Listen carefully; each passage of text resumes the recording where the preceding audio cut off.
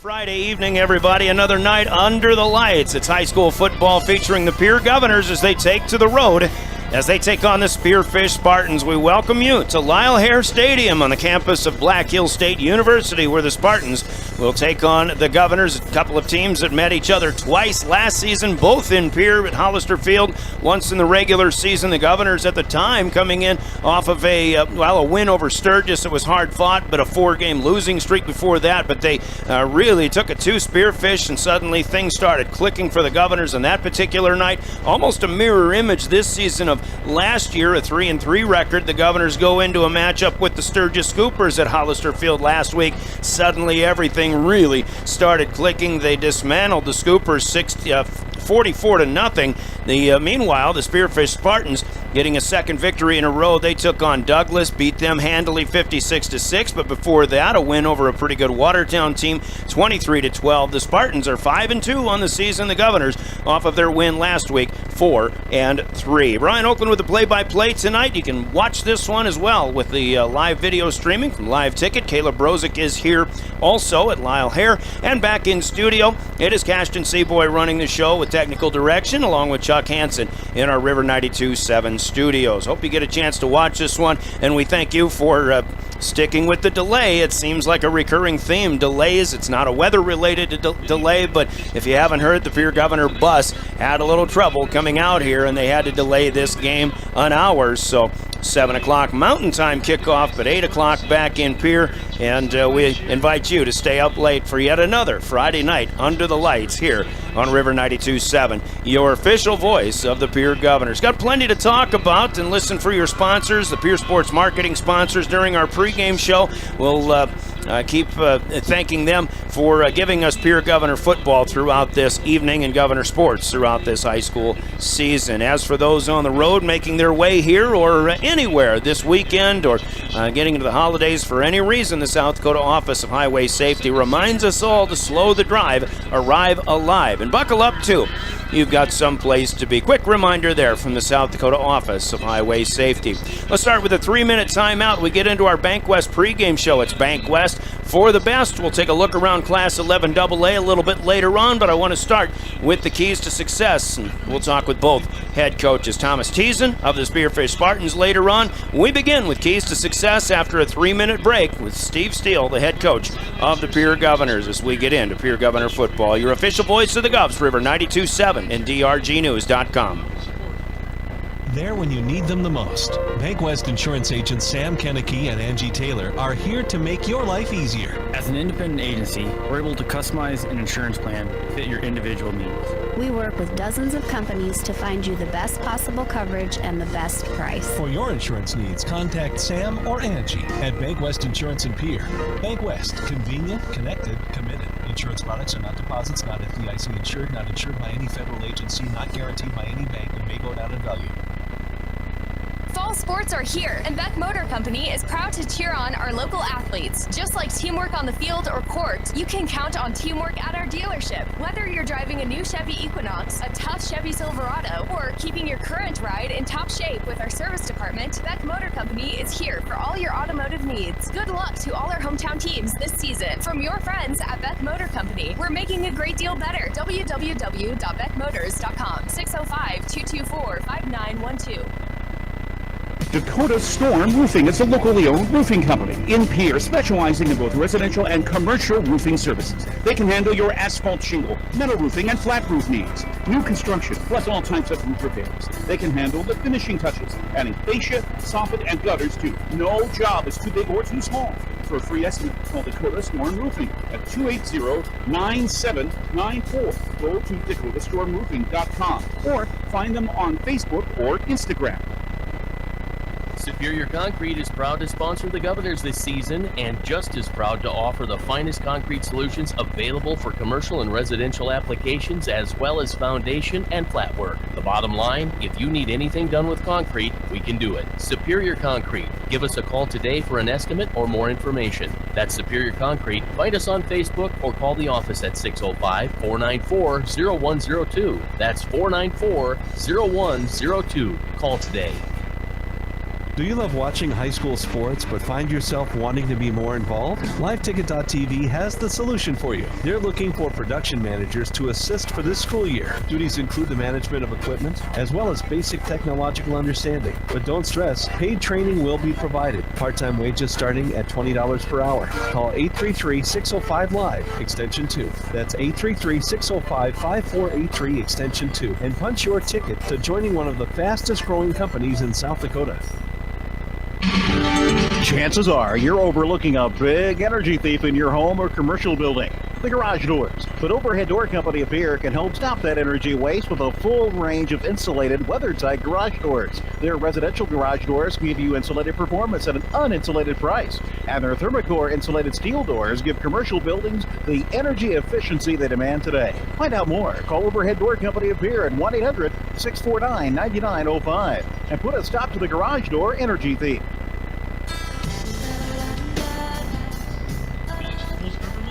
Welcome back once again. We are in Spearfish, and you know what? We've got a bit of an opportunity to go through the state of 11 AA football. After all, it is Parents' Night, or rather Senior Night here for the Spearfish Spartans. So they are running through their Spearfish seniors and giving them a little bit of biographical information, future plans, and things like that. Congrats to the seniors for the Spartans in their final home game in this regular season. So let's take a look at where things stand right now in Class 11 AA. After last week's action, the Huron Tigers are still the top team in the class at 6-1. They're the only team that has still only lost one game on the season. That happened to be the first week of the season when they lost to Yankton. They are now 6-1. Yankton is 5-2. And right behind Huron, they're the 2 seed. The Governors, after their win over the Sturgis Scoopers, leapfrog from 6 all the way up to 3. Right now the 3 seed.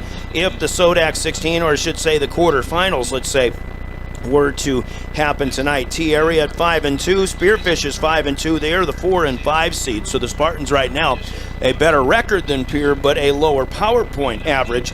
And they would be the 5 seed right now. Sturgis fell down to number 6 after their loss in Pierre a week ago. Watertown defeated T-Area, and they are back in the top 8 with a 3-4 mark. Brookings is the 8th seed at 3-4 as well. Aberdeen Central now 2-5. Mitchell 1-6. Douglas, who is the Governor's next opponent next week to close the regular season, is 0-7, and they will not make the postseason. But that is how things stand right now. As we take a look at games coming up this evening, once I get to the 11 AA listing, of course, along with Pierre here in Spearfish, a lot of these games are going on already. Sturgis goes to Watertown tonight, and T-Area is at Yankton. That'll be a big game in 11 AA. Huron number 1 is at Mitchell.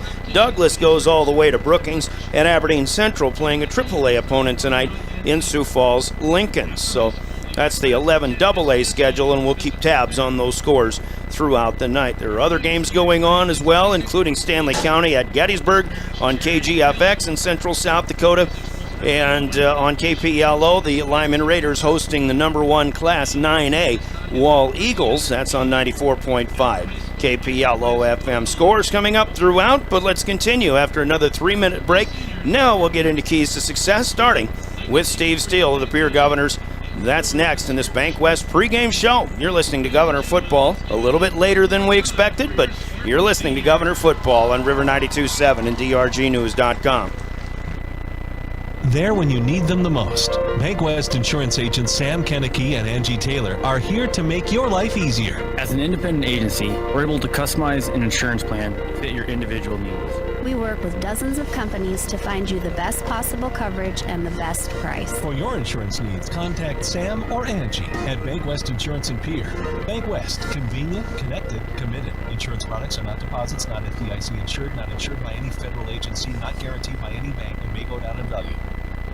I'm Scott Nye. As a coach for the Pierre Governors, I know a winning game plan is crucial. When it comes to your finances, you deserve one too. At New Edge Advisors, our name is new, but our commitment to you isn't. With the same trusted team you've known, and we've expanded our playbook of resources to help you plan for retirement, manage investments, and protect your future. Let's build the strategy that gets your financial future into the end zone. Securities offered through LPL Financial. Member FINRA SIPC. Advisory services offered through New Edge Advisors LLC, a registered investment advisor. New Edge Advisors LLC is a separate entity from LPL Financial. We're passionate about getting yearly mammograms because 1 in 8 women will be diagnosed with breast cancer. You can get a yearly mammogram to detect it early. Would it help if I requested nicely? Please, could you be so kind as to get a mammo? We're singing it. Get your mammogram starting at 40, or with a British accent.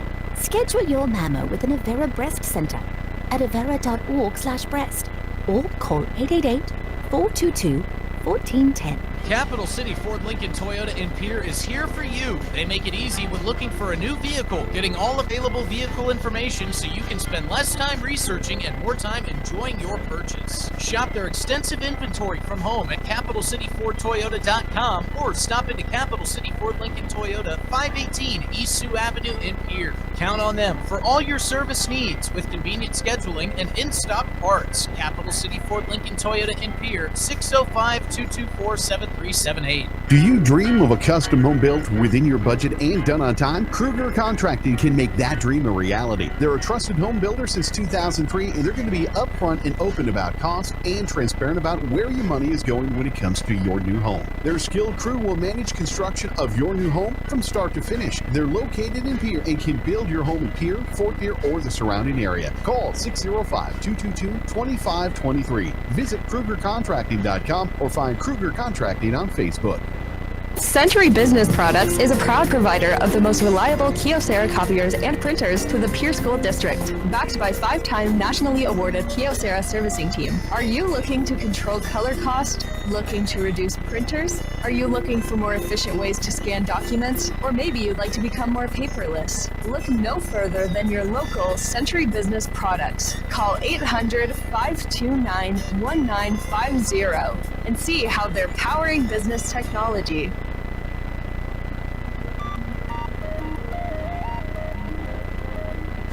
And our Keys to Success will continue. All right, it's time for Keys to Success with Coach Steve Steele as they get set to take on the Spearfish Spartans, already the second to last week of the regular season. Coach kind of got things off on the right track once again, almost eerily similar to how things went last year, in a little bit of a funk, but in this case you meet the Sturgis Scoopers in a 44-0 shutout that I think a lot of folks not really surprised about a victory over Sturgis, but as easy as it was, especially them coming off of a win over the Yankton Bucks, everything just obviously fell into place, at least for one night.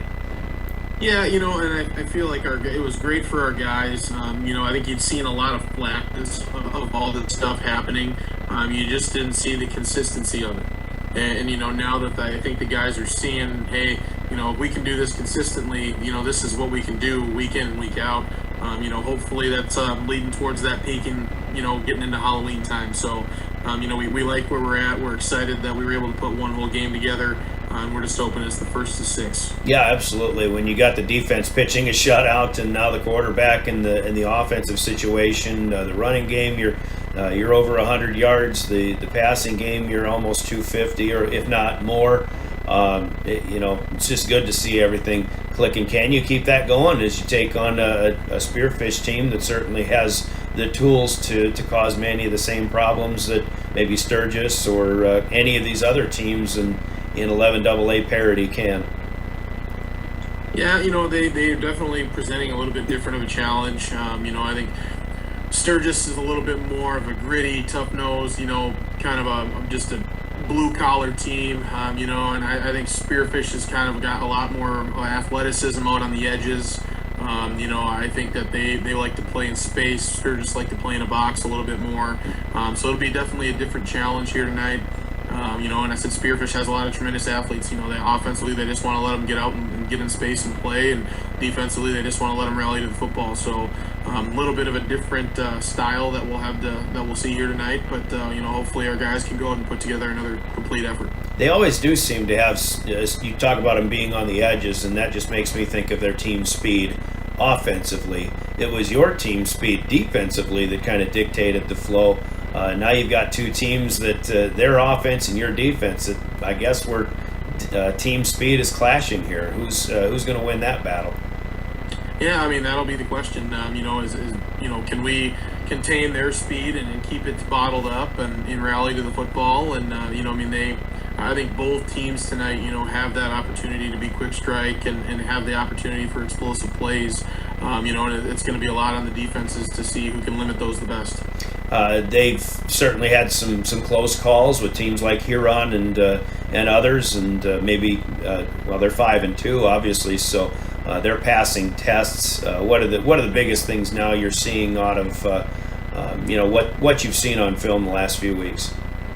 Yeah, again, I just think they do a really good job. Number 9's a really good player for them. They do a really good job giving him different opportunities to be successful. He does a good job running with his legs, but then he's really good at extending plays. But he keeps his eyes downfield. So, just because he gets out and is moving doesn't necessarily mean he's going to take off.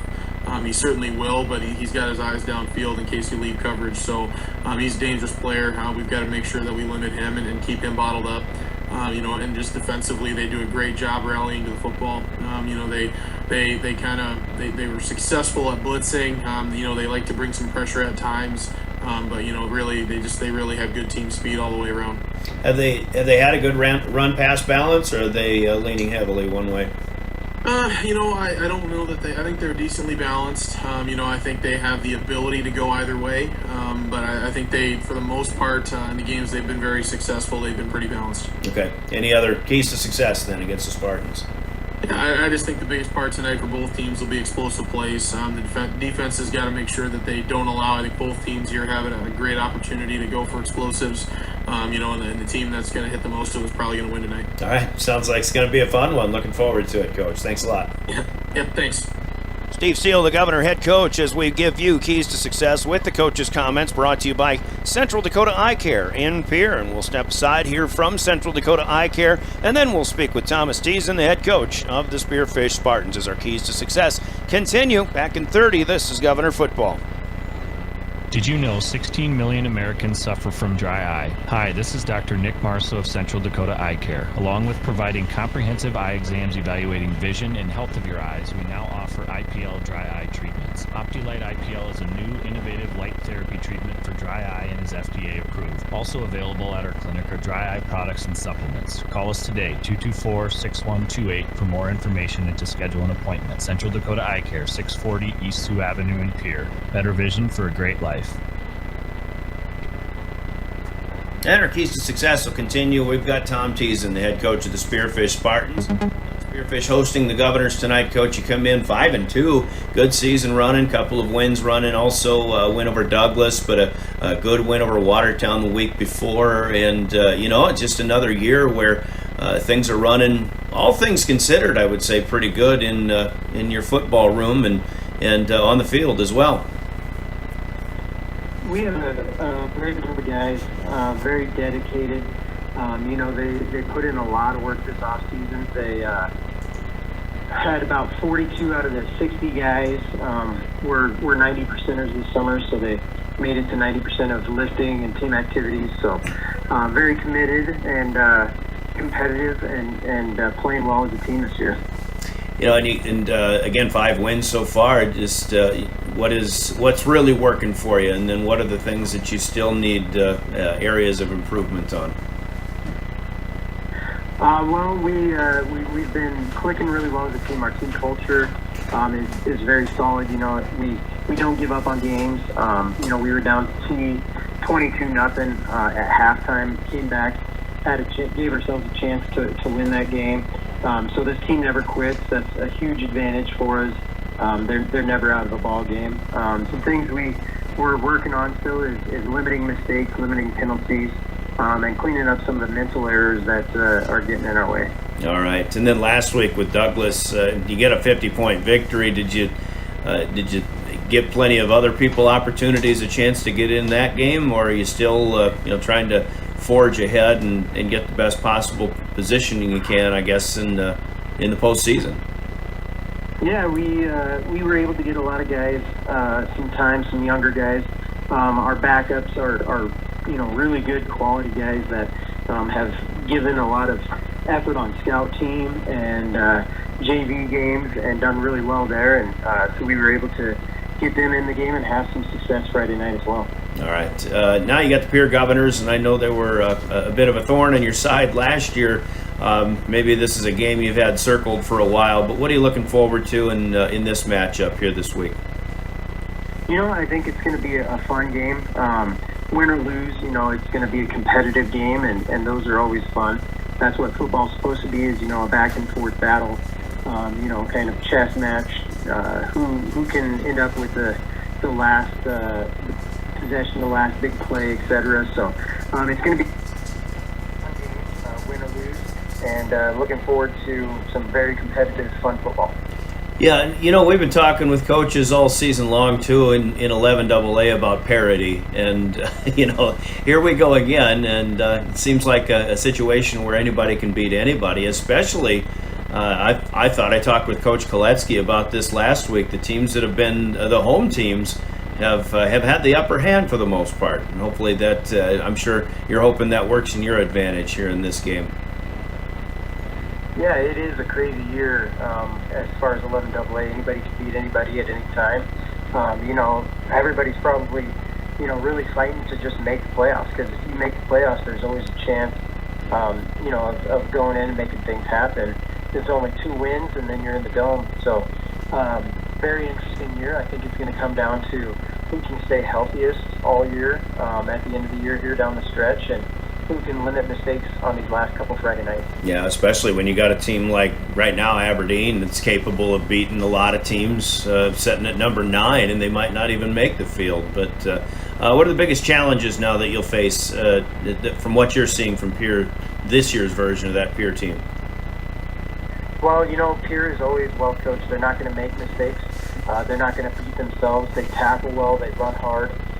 They limit penalties. So those are things that we have to mirror as well, if we want to give ourselves a chance in the game. So we're going to have to, be mentally strong. We've got to not, make mental mistakes, penalties, give up big plays, have negative plays on offense. We're going to have to play sound football to let our athleticism try to be right with Pierre. As I look at your scores this season, too, you really haven't allowed a lot of points to be put up on the board. Your defense obviously playing pretty good this season. Our defense is playing great. We gave up a touchdown first play of the game, and then after that, we especially in the second half, we've really done a good job of keeping teams out of the end zone. So I think we've given up 2 or 3 second half touchdowns this season, and one of those was last week against Douglas. So they're playing well, and this defense, they're very football smart. So once they start learning some keys and being able to read a little bit as the game goes on, they get tougher and tougher. All right, Coach, I think we got a good one coming up. Looking forward to it. Appreciate your time. Thanks a lot. Yeah, thank you. Best of luck to you. And there's Tom Teason, the head coach of the Spearfish Spartans. Coach's comments, keys to success, sponsored by Central Dakota Eye Care in Pierre. They're doing starting lineups on the field right now, and they're breezing right through them. We'll do starting lineups when we come back. Let's take a 2-minute break, and the starters will be next. We still have game officials, and we'll kick this thing off, as well as you listen to Pierre Governor Football on River 92.7 and drgnews.com. There when you need them the most. Bank West Insurance agents Sam Kenneke and Angie Taylor are here to make your life easier. As an independent agency, we're able to customize an insurance plan to fit your individual needs. We work with dozens of companies to find you the best possible coverage and the best price. For your insurance needs, contact Sam or Angie at Bank West Insurance in Pierre. Bank West, convenient, connected, committed. Insurance products are not deposits, not FDIC insured, not insured by any federal agency, not guaranteed by any bank, and may go down in value. Fall sports are here, and Beck Motor Company is proud to cheer on our local athletes. Just like teamwork on the field or court, you can count on teamwork at our dealership. Whether you're driving a new Chevy Equinox, a tough Chevy Silverado, or keeping your current ride in top shape with our service department, Beck Motor Company is here for all your automotive needs. Good luck to all our hometown teams this season. From your friends at Beck Motor Company, we're making a great deal better. www.beckmotors.com, 605-224-5912. Dakota Storm Roofing is a locally owned roofing company in Pierre, specializing in both residential and commercial roofing services. They can handle your asphalt shingle, metal roofing, and flat roof needs. New construction, plus all types of roof repairs. They can handle the finishing touches, adding fascia, soffit, and gutters too. No job is too big or too small. For a free estimate, call Dakota Storm Roofing at 280-9794. Go to DakotaStormRoofing.com or find them on Facebook or Instagram. Superior Concrete is proud to sponsor the Governors this season and just as proud to offer the finest concrete solutions available for commercial and residential applications as well as foundation and flat work. The bottom line, if you need anything done with concrete, we can do it. Superior Concrete. Give us a call today for an estimate or more information. That's Superior Concrete. Find us on Facebook or call the office at 605-494-0102. That's 494-0102. Call today.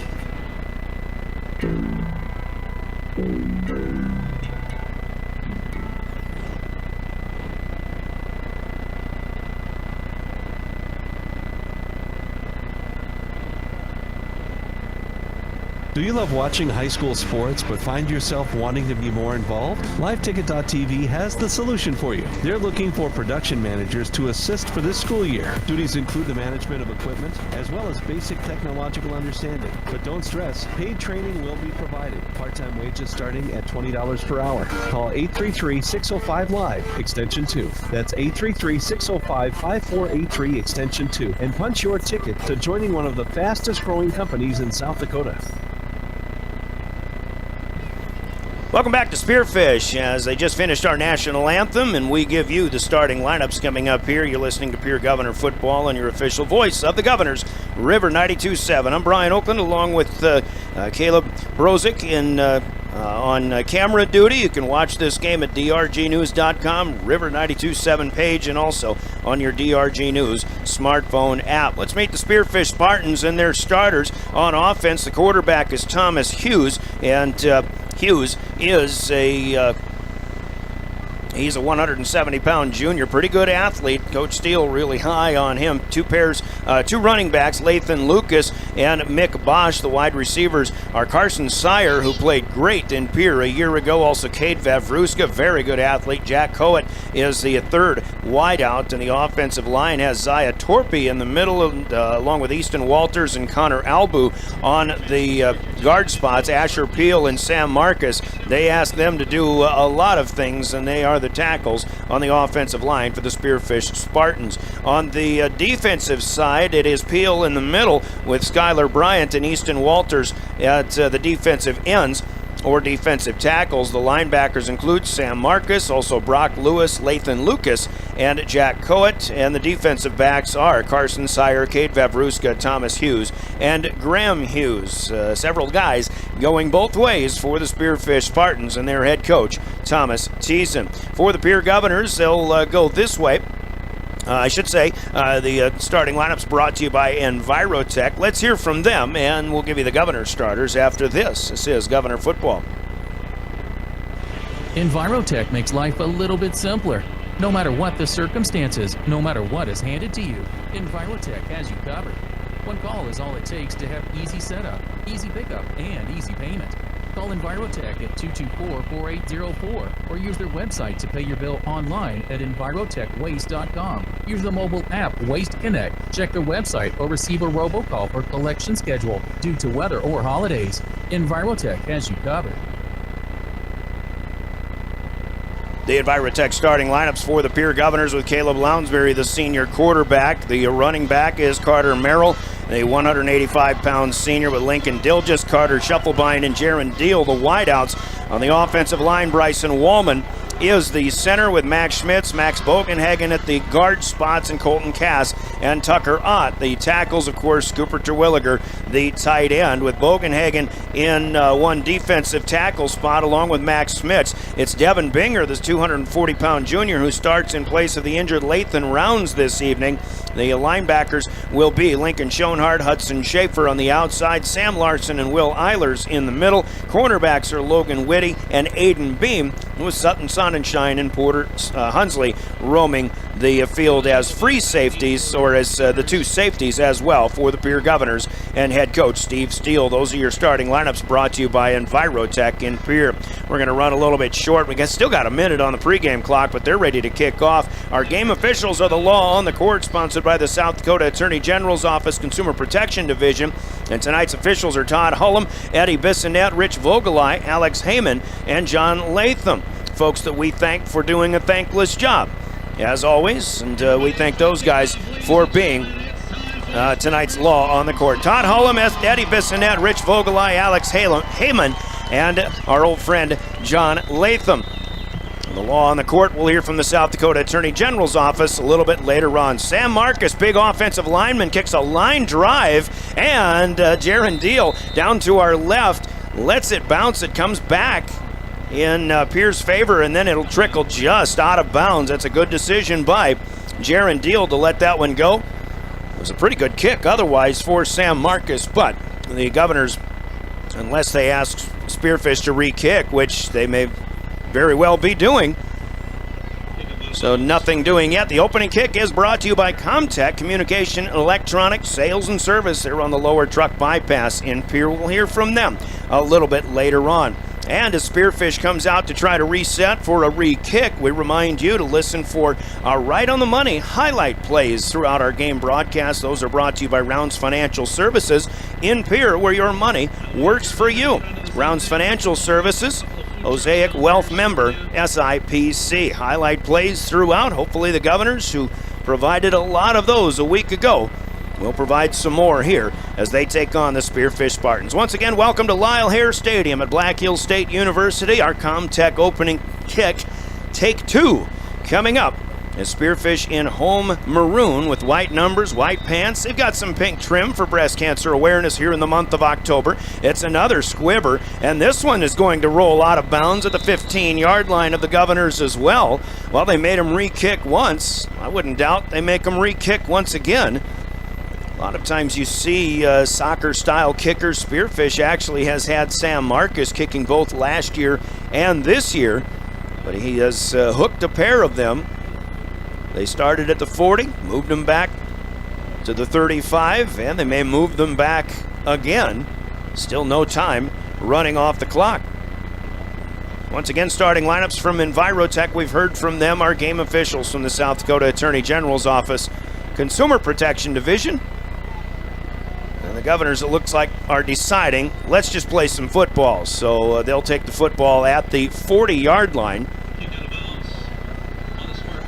And our opening kick brought to you by Comtech Communication and Electronic Sales and Service in Pierre. Governors are in the road whites tonight. They decide to don the black pants along with the green helmets. Green numbers on the white jerseys. They'll start on the far hash mark.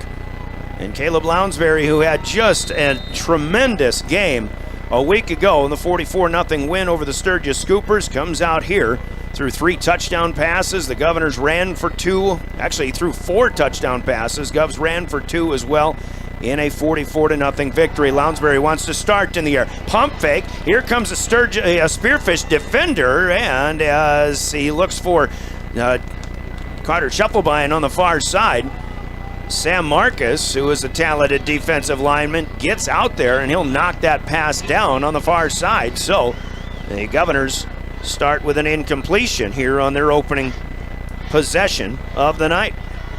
Brian Oakland flying solo tonight. Our good buddies John Calda, Sean Lewis, also Trent Merkwan, who's helped us out once this year, a few times last year, none available tonight. Carter Merrill gets a handoff, and he just gets to the line of scrimmage at the 40. And there's a big surge right here in 22. Lathan Lucas, the linebacker, will put a stop to whatever Carter Merrill was hoping to do.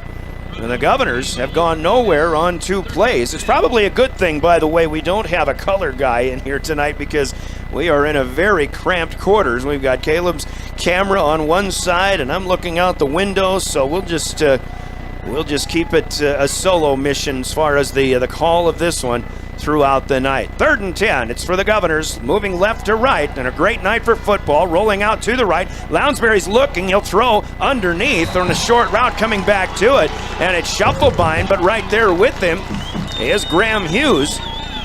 the safety, and a great start defensively for the Spearfish Spartans. Lounsbury 0 for 2. Carter Merrill stopped for no gain on his only try of the night to 3 and out for the Govs. And they'll have to punt here to start our festivities tonight. They haven't gone anywhere. That's strange, especially given the way the Governors moved the football all night long against Sturgis a week ago. So left to right, Lounsbury stands at his own 25-yard line. Spearfish has a man back deep. It's Cade Vavruska. Mentioned he's a pretty good athlete. He asked for a fair catch, and wisely so. Porter Hunsley is right there. Hudson Stoser is as well. Spearfish will take it at the 22-yard line, and we've got whistles out on the field.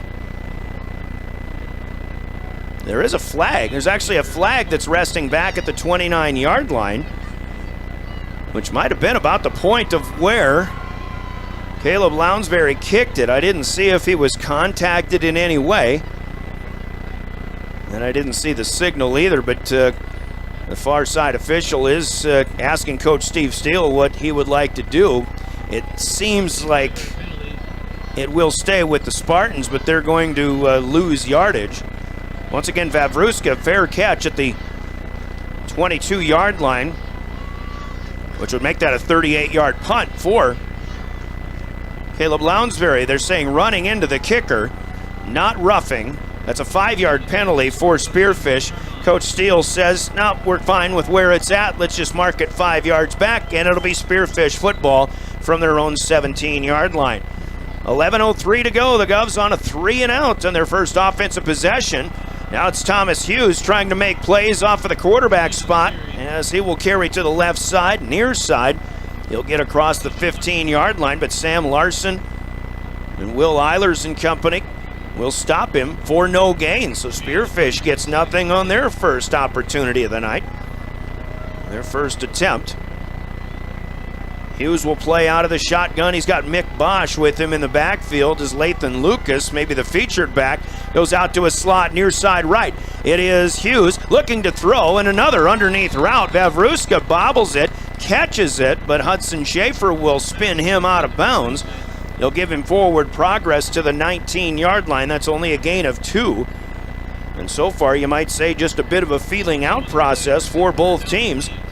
Governors had 0 yards on 3 plays. So far, 2 plays and just 2 yards for these Spearfish Spartans. 5-2 on the season. The Governors are 4-3. Near hash mark, Spearfish moving from right to left.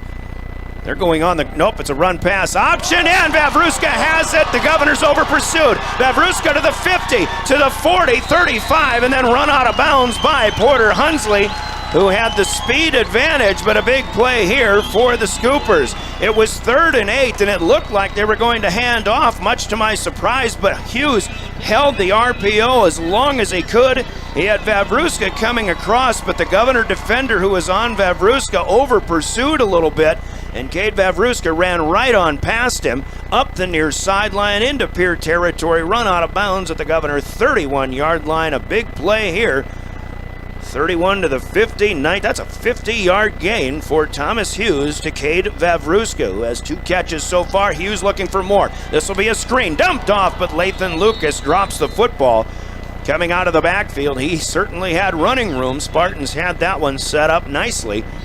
So the clock will stop. It'll be 2nd down and 10 for Spearfish. 10-11 to go, and an interesting point to make here that Coach Steele made in our Keys to Success pregame conversation. He expects this game to be featuring a lot of big plays, probably on both sides. We've just seen Spearfish turn in our first big play, perhaps a right-on-the-money highlight play, even though it goes to the opposing team. Sponsored by Rounds Financial Services in Pierre, where your money works for you. Here's Hughes handing off. This is Mick Bosch for the first time. He'll play it patient. He looks right. He comes back to the left. Couldn't really find a crease, but he does a pretty good job following the left side blockers inside the 30. Might give him the 29, which would be a gain of 2. And that would make it 3rd and 8. And they will spot it right in between the 29 and 30-yard line. This is on the Pierre side of the field now. Governors trying to defend. A 50-yard catch and run for Cade Vavruska, getting the Spartans on the move, and it's Vavruska in motion, left to right. To Williger, looked like he got a jump from the left side, but here's Lucas on the pass on the right side, or on the left side. And Lucas coming near sideline. He will be tackled inside the 20-yard line to about the 17, whether it was Hunsley or perhaps Lincoln Schonard. The Governor's a little bit late, and the Govs right now are having a little bit of a problem figuring out what Spearfish wants to do when they hold those options as long as they possibly can. Lathan Lucas for 12, first down in the red zone for the Spartans here with 9.5 minutes to go in our first quarter of play. No score yet. Spearfish with the first threat of the night. He's got twin backs in the backfield. Does Thomas Hughes. Straight handoff. This is Bosch, and he bounces off. Coming around the right end. Spearfish crowd appreciates it. Bosch inside the 15 down to the 13 for a gain of about 4. Mick Bosch, his tail of the tape. Just 5'6", but he's 175 pounds. Kind of reminds of Lionel Little Train James for you NFL fans of the 80s. Here's Hughes looking into the end zone. He had a man at the goal line and then another on a crosser. That was Carson Sire. I think he was looking at Sire. But the pass falls incomplete. It goes in between not only two receivers, but two peer defenders. Jack Coet was there at the goal line.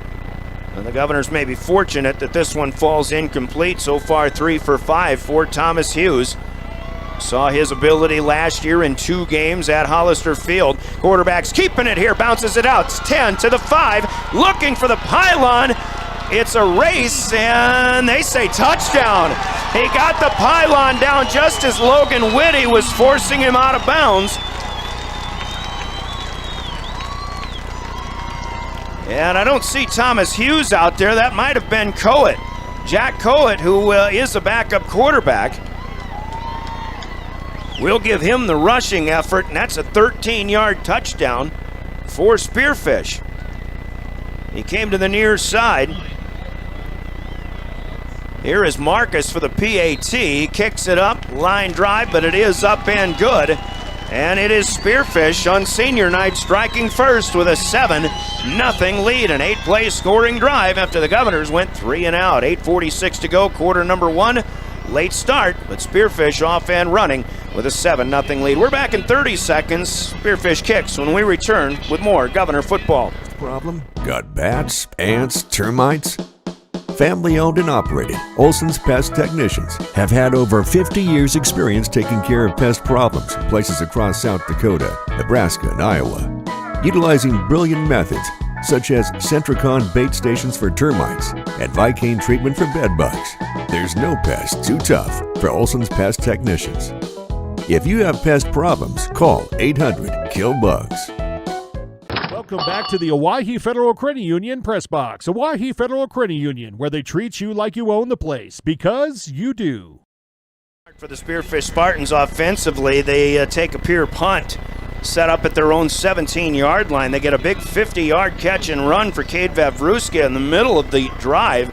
That set him up at the pure 31-yard line. Overall, 8 plays, 83 yards. 2 minutes and 17 seconds. That's all they take off the clock. Backup quarterback Jack Coet, I believe. Again, it was running 13 yards to the near pylon, just ahead of the Governor defender. Sam Marcus's PAT makes it 7-0. Here's Carter Shufflebein taking the kickoff return. He bobbled it inside the 10-yard line, but picks it up, comes across the 20, 25, and is brought down at about the 28-yard line. So the Governors will have to play from behind, something they didn't have to do last week when they played Sturgis at home. Here we'll have it at, again, their own 29-yard line here with 8:39 to go in our opening quarter of play. Pierre pitched a shutout a week ago. Folks couldn't remember if necessarily when the last time that was. Of course, a lot of folks will remember the shutout they pitched against this Spearfish team, which was a very young team 6 years ago in the postseason. The Governors, again, down 7-0. They'll pitch out, and Carter Merrill, he makes a man or two miss, then picked up by Lathan Lucas, but Merrill gets something out of nothing. And he'll cross the 30 to the 34. Pickup of 5. And a nice patient run. Good vision there for Carter Merrill. 2nd down and 5. Governor Blockers will have to start doing the job. They couldn't get that done. Spearfish broke through and caused some havoc in the backfield twice on that opening Pierre possession, which was a 3 and out. 2 receivers left, including Cooper Terwilliger, a down lineman on the wing. 2 receivers to the near side right. They'll stay on the ground with Merrill. And Lucas and company are in there again. Merrill with positive yardage. It'll be close to a 1st down. Lathan Lucas is easy to spot. He's got a big pink undershirt on under a maroon jersey. By the way, pink and maroon clash mightily, but it's a bad fashion statement. But when you play as well as he has so far, let him wear whatever he wants. It's 3rd and 1. Spearfish coming on a blitz. Well, they won't get an opportunity. 2 guys encroach. And the Spartans will be guilty, I believe, of a 5-yard penalty. It'll be resulting in a 1st down for the Pierre Governors. So that will move up 5, and the Govs will have it 1st and 10, their first down of the night at their own 43-yard line. Of course, the Governors, like Spearfish, who had a big play. Governors capable of big plays. Here it is out to Shufflebine near side. Gets a quick block by Jaron Deal. Shufflebine races out ahead of the 45, close to midfield. Might be marked right at the 50-yard line, which would be a gain of 7. As Carter Shufflebine touches for the first time tonight, and Caleb Lounsbury completes his first pass in 3 tries. Clock stops at 7:24. First quarter, 7-0 Spearfish. Once again, if you're just joining us, the Governors had bus trouble on the way out. A 6 o'clock Mountain Time kickoff was delayed until 7 o'clock Mountain, 8 o'clock Central, so we are just underway. Don't want to say you haven't missed much, but you did miss a Spearfish opening drive touchdown. Lounsbury over the middle, looking for a Deal, and this one off of his fingertips. Well covered. Jaron Deal just maybe a little shorter in this case, and unable to haul that one in. Nice looking throw once again by Lounsbury, who had all kinds of beautiful throws at home a week ago. So again, it's a challenge to discern who is number 1 and who is number 7 with these skinny numbers. Deal's got a full black leg sleeve on his left leg. Carter Shufflebine has a half sleeve on his right shin, so we'll work with that. 3rd and 3 it is. Carter Merrill, left side on a hesitation, cuts around, gets through the line of scrimmage, has a 1st down into Spearfish territory. He is stopped at the 46-yard line. That's a gain of 4, but he needed 3 for the 1st down, and Pierre will move it again for the 2nd time on this possession. Pierre going a little more methodical, not necessarily chunk plays yet. They've run 5 plays, 1 incomplete pass, but plays on the ground that have gone 5, 4, and 4 yards, and a little pass completion from Lounsbury to Shufflebine for 7 yards as we hit the 7-minute mark of quarter number 1. Perhaps Pierre playing a little more patiently on this drive. 4 receivers set once again. This is a quick hitter to Cooper Terwilliger. He loses the football, taking a hit, and Spearfish celebrates as they recover just in front of their own bench. Graham Hughes, who's already made 1 nice defensive play on a pass defended, puts a hit on Cooper Terwilliger. The ball pops right out, and Spearfish is there to recover at the Spartan, where is it? About the 42-yard line. So a tough break there for the Governors, their first turnover of the night. And again, Graham Hughes, so far looking good. Hughes, the junior, I'm assuming perhaps the brother of quarterback Thomas Hughes, who will hand off here. A lot of running room near side as Mick Bosch turns and crosses the 40-yard line. Sam Larson there, also Hudson Schaefer. And the Spartans will start with a 5-yard gain up to the 47-yard line. Spearfish, so far, playing with a lot of spirit here. Their home finale in the regular season. Right now, the 5 seeds, they wouldn't have a home game necessarily if the postseason started. Now, as Lincoln Schoenhardt cheats in from the right side on the edge of the Governor defensive line. Actually, there's a false start for Spearfish. I thought they were going to get Pierre on an encroachment, but the Governors get a break, and another 5-yard penalty, the third of the evening so far for Spearfish. That puts them back to the 42-yard line. And the 5 yards that Bosch gained on first down are wiped clean away, and it's 2nd and 10. 7-0 Spearfish. They look to add some more. They'll hand off. Bosch started right, cut back, slips out of a tackle of Max Bogenhagen. Back across the 45, now up to the 49-yard line, and that'll be 7 yards. Good vision there once again for Mick Bosch, and sometimes, obviously, if you're short, like 5'6", and that's even short for me, folks, but sometimes you can see the holes open up a little bit better if you're down behind the trees. Vavruska in motion, left to right.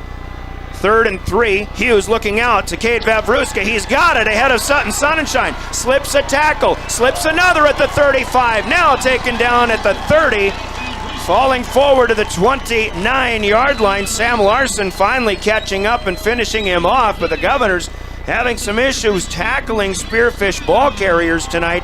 A 20-yard hookup this time for Vavruska, who had the 50-yarder on Spearfish's scoring drive. 1st and 10, the Spartans are on the move again. At the Pierre 29-yard line, on the ground, it'll be Bosch. No, it's Hughes, the quarterback, keeping it.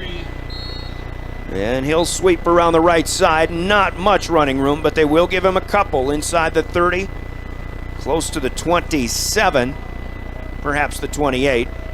Looks like just a yard. We'll call it the 28. Going to be a game where the Governor defense has to read their keys, and everybody's got to be responsible for somebody on that Spearfish side, whether it be a running back or the quarterback. Probably going to have a spy on the quarterback. Hughes back to throw, throws right side, and this one is thrown too far in front of the intended receiver, Vavruska. I mentioned him in starting lineups, a good player, but might be the favorite receiver for Thomas Hughes. So far, 3 catches and 72 yards. See Bogenhagen checking out. Cruz Williams, who made a couple of nice plays defensively, is in there. Defensively for the Govs. 3rd and 9, big play for the Governors. 4:34 to go, first quarter. Hughes going to keep it himself, cuts up the middle on the RPO. He's inside the 25 down to the 21-yard line. A pickup of 7 here. That'll leave him maybe 2 shy of the first down line to gain, and it'll be a 4th down decision to make for Tom Teason and the Spearfish Spartans. They're going to leave the offense out there. Sam Marcus, he kicks, but he kicks line drives. He's an offensive lineman. He's not the prototypical soccer-style kicker that we're used to seeing. So they're trying to pick up 2 on the ground. Bosch is met, and he won't get it. He's stuffed at the line of scrimmage, coming around the right side. And for the Governors, not sure who that was. It was Sam Larson, 47, coming in there, and Lars has made a couple of nice plays so far, maybe even more than that. 4th and 2, and the Spartans will turn it over on downs. So the Governors get a big defensive play that I think that they sorely needed. Imagine Spearfish going down or going up by 2 scores here early on, punching the Govs in the mouth. They've already done it once. It would have been a test for the Govs had they gotten socked in the mouth again. Now 1st and 10 from the 21. Here comes Lounsbury. He rolls out, fires to nobody. He's just getting rid of it out of the tackle box. Smart play there, pursuit by Asher Peel, who comes off of the nose. Peel, by the way, I mentioned him. He was outstanding a year ago as well. He's a big 6 foot, 250-pound senior. Lounsbury on the toss away is 2 for 6 with 11 yards on completion so far. Spearfish's defense dictating this game so far. Well, their offense isn't doing too bad either. 3:46 to go. Still first quarter, far hash mark. Merrill is into the backfield. Lounsbury will roll to the right. Merrill leading. Lounsbury will not reach with the pass to Carter Shufflebine near side. Be a bit of tentativity on that pass play for Caleb Lounsbury. Well, on St. Joe's Street, just beyond the stadium on the far side, we see a Dunewald transportation bus. So Pierre's got a new bus out here at least to take them home that has come out from the capital city. Bus trouble that did delay the start of this game for 1 full hour. So 3rd and 10, now the offense needs to make a play. 2 receivers right, near side. Lounsbury's looking left. He'll stay with Carter Merrill on the short route. Carter races to the line to gain, to the chain, far side, out of bounds. He'll get what he needs, and that's a smart play for the Governors. Merrill catching a pass, and he'll pick up 11 to the 32-yard line. First down, Govs.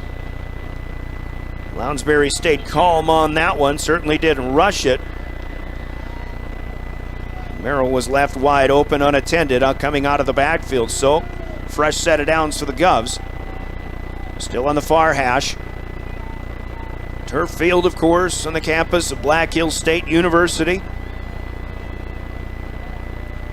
Lounsbury in the pistol. Handoff to Merrill. Slips a tackle from Lathan Lucas, and he cuts and zigs and zags up to the 35. Crosses, and then to the 36. Far side, we've got a Governor slow in getting up. And it appears, I'm trying to see the number here, I believe it's an offensive lineman. 74 is what I'm seeing out there. That would be Tucker Ott. Tucker is a starting left tackle, and we've got another Governor down back where the play came to an end, and I'm not sure who this one is. Sam Nas, the trainer, out there asking for some assistance. So we've got an injury timeout. Coach Steve Steele is attending to the Governor down in the middle of the field. Tucker Ott is getting other attention. 2 Governors down here. Let's step away for a 30-second injury timeout. Timeouts of any time sponsored by Coca-Cola Bottling in Pierre. We've got some business to attend to. We remind you that our game officials, the Law on the Field, sponsored by the South Dakota Attorney General's Office, Consumer Protection Division. Let's hear from them, and we'll come back, and hopefully we'll have some good updates here. But we've got 2 Governors in pain on the field of Lyle Hare Stadium right now here in Spearfish. This is Pierre Governor football. Wow, Bill, you're walking so much better. What did you do? Well, I got so tired of the pain and nearly fell. And one of my friends recommended physical therapy at Winter Physical Therapy. And you know what? My back also stopped hurting. Huh. So how did you get started? My doctor wrote me a referral, but that's not always needed. Turns out you always have a choice where you want to go. So why did you choose Winter Physical Therapy? I love to support our locally owned small businesses, and quite frankly, they give great personalized care. Winter Physical Therapy. Exceptional care. When life gets hard and our thoughts get too much to bear, finding the resiliency within us can help us find healing. The 988 Suicide and Crisis Lifeline provides 24/7 free support for anyone in suicidal distress or emotional crisis. All texts and calls are anonymous and connect you to local resources that uphold cultural values and pave the way to healing. Find the strength within you. Find the strength within our culture. Reach out if you need help today. Most people don't think about their furnace until it's not working, but we do. At Pite Service Experts, we are trained to see what others miss. Airflow restrictions, pressure imbalances, heat exchanger flaws. That's how we catch little issues before they become cold nights and costly repairs. Because keeping your home warm takes more than just a toolbox. Our certified technicians will get your system running at peak condition. Call Pite Service Experts for our special $99 precision tune-up today. Call 866-EXPERTS. See website for license details. The Corner Station Convenience Store and the Crossing Pub are both conveniently located on Pleasant Drive in Pierre, South Dakota. At the Corner Station, grab your favorite hot and cold beverages and snacks while filling your vehicle up with Cenex brand gasoline. The Corner Station also features a super tunnel car wash to keep your vehicle sparkling clean. At the Crossing, grab a cold beverage and check out their selection of appetizers while watching the Stanley County Buffaloes and Pierre Governors live on their big screen televisions. Best of luck to all area students from the Corner Station and the Crossing. For over 70 years, Pitt's Design Build has earned our reputation locally for serving communities across South Dakota. We provide design and building services for schools, hospitals, churches, commercial offices, multifamily housing, and so much more. Pitt's Design Build is conveniently located in Pierre, Mitchell, and Sioux Falls to serve you and your organization. We bring value to our clients by facilitating the design and/or construction process. Give us a call today and check us out at pittsdesignbuild.com for a free building consultation.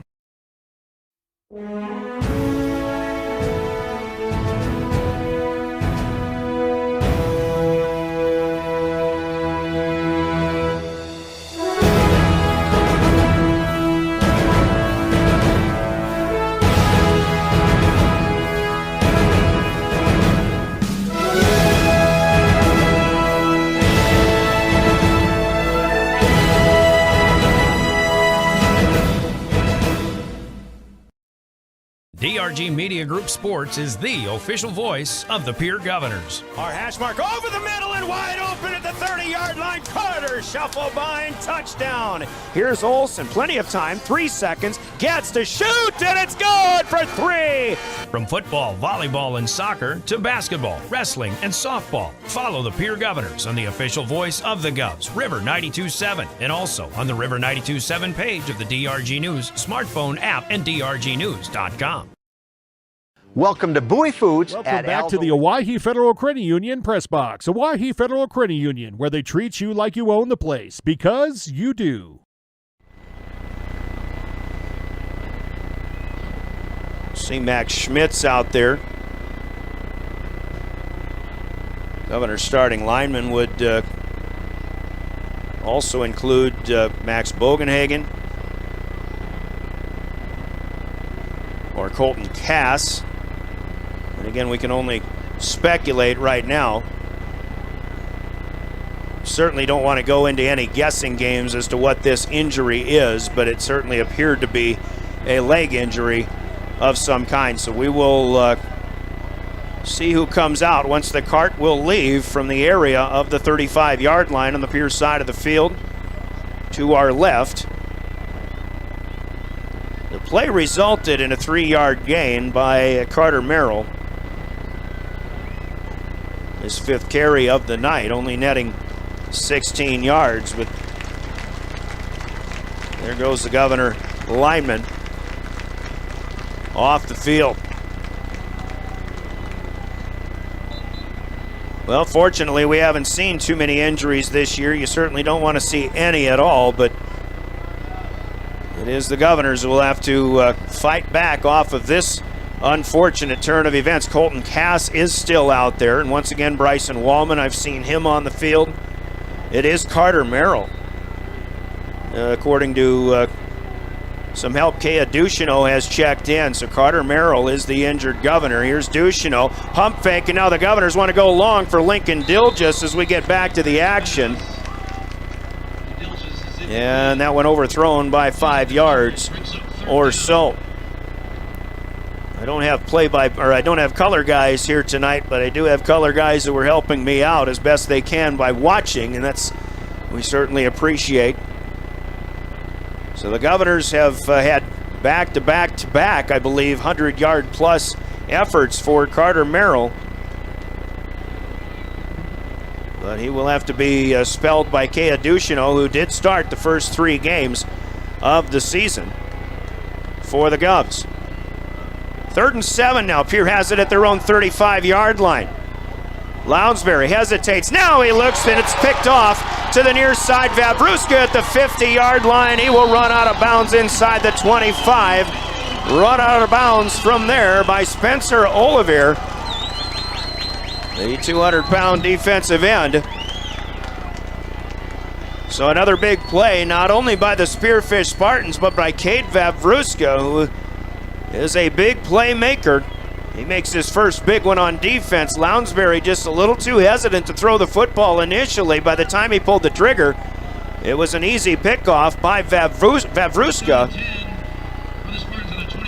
And down to the 23 goes Spearfish, a 27-yard return with 3:03 to go in the first. Spearfish in great field position. Here's Mick Bosch running near side. He cuts back. The Governors in pursuit as Bosch gets inside the 20-yard line. Run out of bounds by Sutton Sonnenschein. Sam Larson will get his name called once again also. Larson's been very active defensively. There is the second turnover of the game, though. That's back-to-back turnovers for the Governors. Cooper Terwilliger, before everything happened before that, also lost a fumble. 5 yards to the 18 for Bosch. Now Thomas Hughes backing off, wants a screen play, and Larson tries to get Bosch here as the pass is caught. He gets him enough to force him to back off out of bounds on the near side, and they'll call this one to the 17. That's a gain of only 1. That'll make it 3rd down and 4. So once again, the Governors are going to have to step up and essentially play for the brother, as Carter Merrill has been carted off with an apparent leg injury.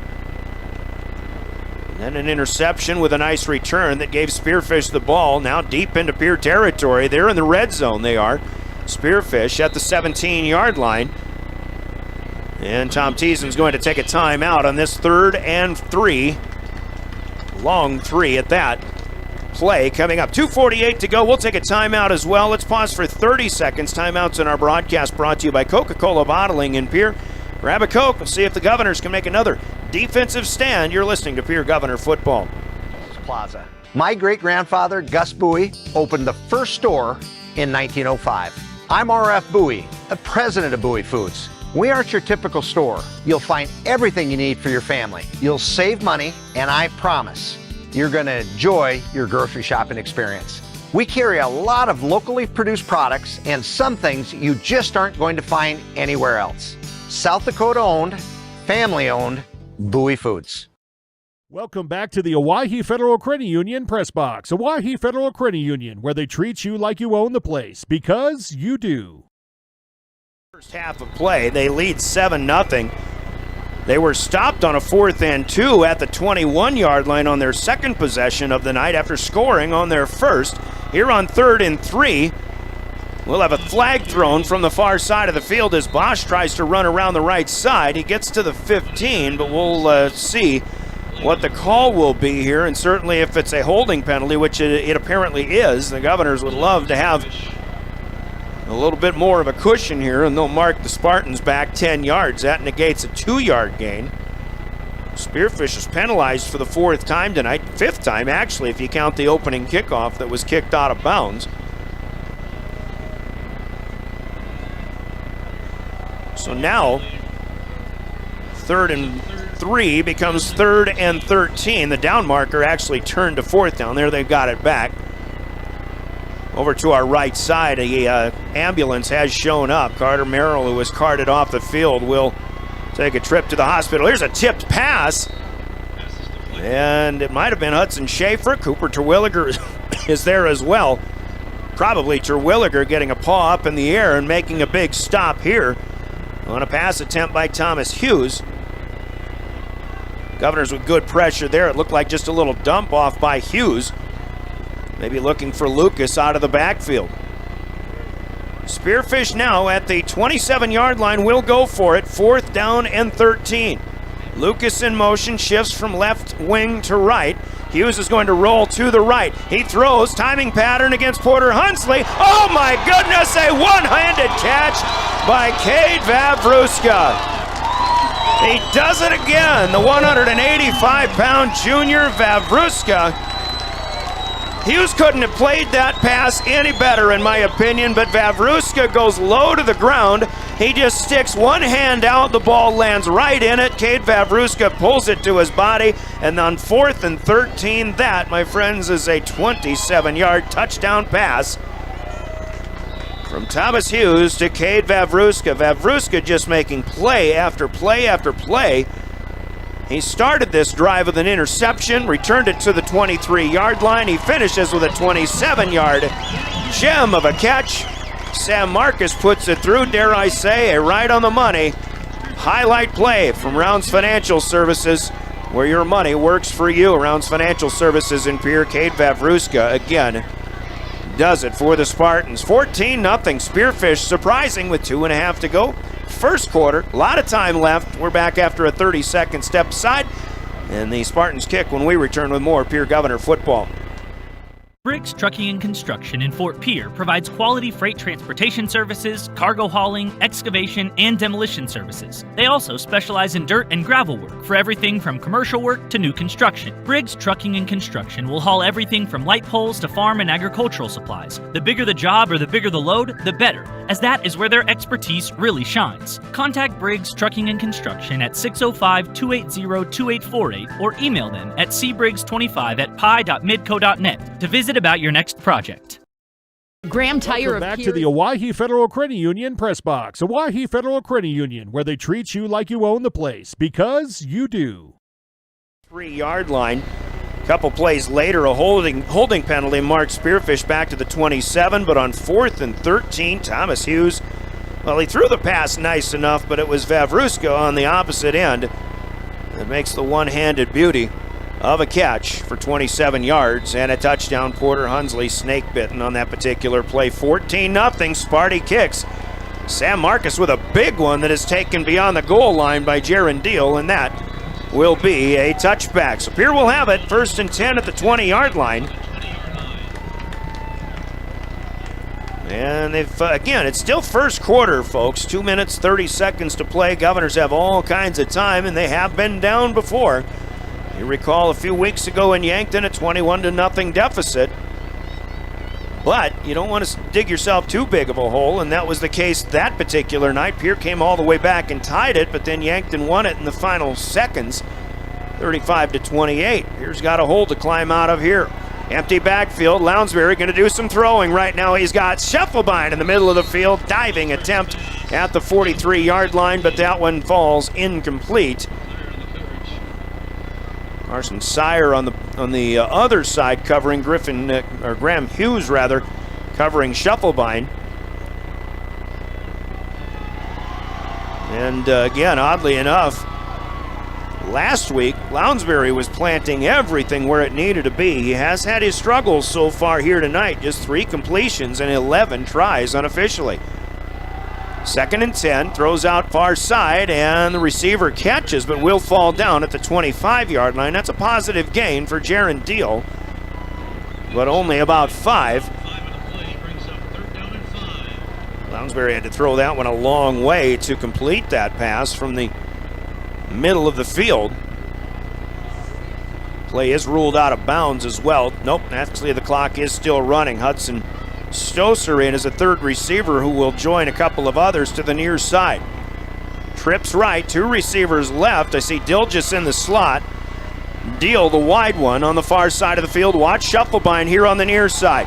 Lounsbury looking, and it's picked off again on the slant attempt. This one's going back as Lathan Lucas pulls over Lounsbury at the goal line. Touchdown, Spearfish, a defensive touchdown. Lathan Lucas cut in front of a slant pass that might have been telegraphed somewhat. Lounsbury was looking for Carter Scheffelbein. Lathan Lucas cut right in front of him. He picks it off and returns it about 28 yards for the touchdown. The 3rd turnover for the Governors. And everything is going wrong for Pierce so far here in the Northern Hills. 20-0 with 1:35 to go. Still first quarter. Now it's Marcus to kick, and he's 3 for 3 on PATs. He's looking more like a soccer-style kicker after all. 21-0 Spearfish. We'll talk more about how it happens when we come back after this 30-second break. You're listening to Pierre Governor Football. At First Dakota, we don't like to Premier Hometown Shop, specializing in tires to fit vehicles, from ATVs to large farm equipment and everything in between. At your tire store next door, you can find a plethora of brand name tires that range from 4 to 10 ply and much more. Our highly skilled technicians can handle brakes, heating, and air conditioning. Call us today at 224-8643 or visit us at grahamtire.com. Graham Tire is a proud sponsor of Pierre and surrounding communities' local activities. Welcome back to the Owyhee Federal Credit Union Press Box. Owyhee Federal Credit Union, where they treat you like you own the place, because you do. Down, they call him a pick six. And Lathan Lucas just cut right in front of a simple slant pattern. The Governors had 3rd and 5. They were looking for Shufflebind, but obviously you complete that play all season long. But maybe Spearfish has just done their homework and film study. And right now, Spearfish is turning in all of the plays. In fact, all of the highlight plays. It's Spearfish, the team that's right on the money time and time again. Right on the money highlight plays are sponsored by Rounds Financial Services in Pierre, where your money works for you. Here in our Governor and River 92.7 broadcast. Brian Oakland play-by-play. We're trying to get you something a little bit better. Result-wise, Sam Marcus kicks Jaron Deal all the way down to the 1-yard line. Deal with some running room out to the 25. Up the alleyway, slips a tackle 35 to the 40, met up by a Spartan defender finally, and brought down up to the 43-yard line. Thomas Hughes, it was, the quarterback who was able to make the stop on Jaron Deal. So a little bit of a spark here for the Governors on a nice kickoff return for Jaron Deal. And the Governors will have it with 1:24 to go here in the first quarter. 1st and 10, up near midfield. Doesn't matter what the score is, the Governors just need to make something happen on this particular drive. And Lounsbury is going to come out wide, near side. It's going to be the sophomore Jaron Deal playing the quarterback position here on this first down play. Shufflebind is wide, far side left. Carson Sire on him. He's a playmaker too. Deal takes a low snap. He's looking to throw. He'll draw the rush. He'll roll out to the right, and he throws short. And Shufflebind had come all the way across the field here, looking at about the 42-yard line of Spearfish, but Jaron Deal comes up a little bit short, maybe a little bit tentative. Lounsbury struggling throwing the football. Maybe it was just an opportunity to give Jaron Deal a try. Looks like he's going to get another one. And again, with the loss of Carter Merrill, due to an apparent leg injury, we still see the ambulance over to our right off the screen as they take care of him before taking him to for more medical care. Here is Jaron Deal, the quarterback keeper, and a nice run here for Jaron.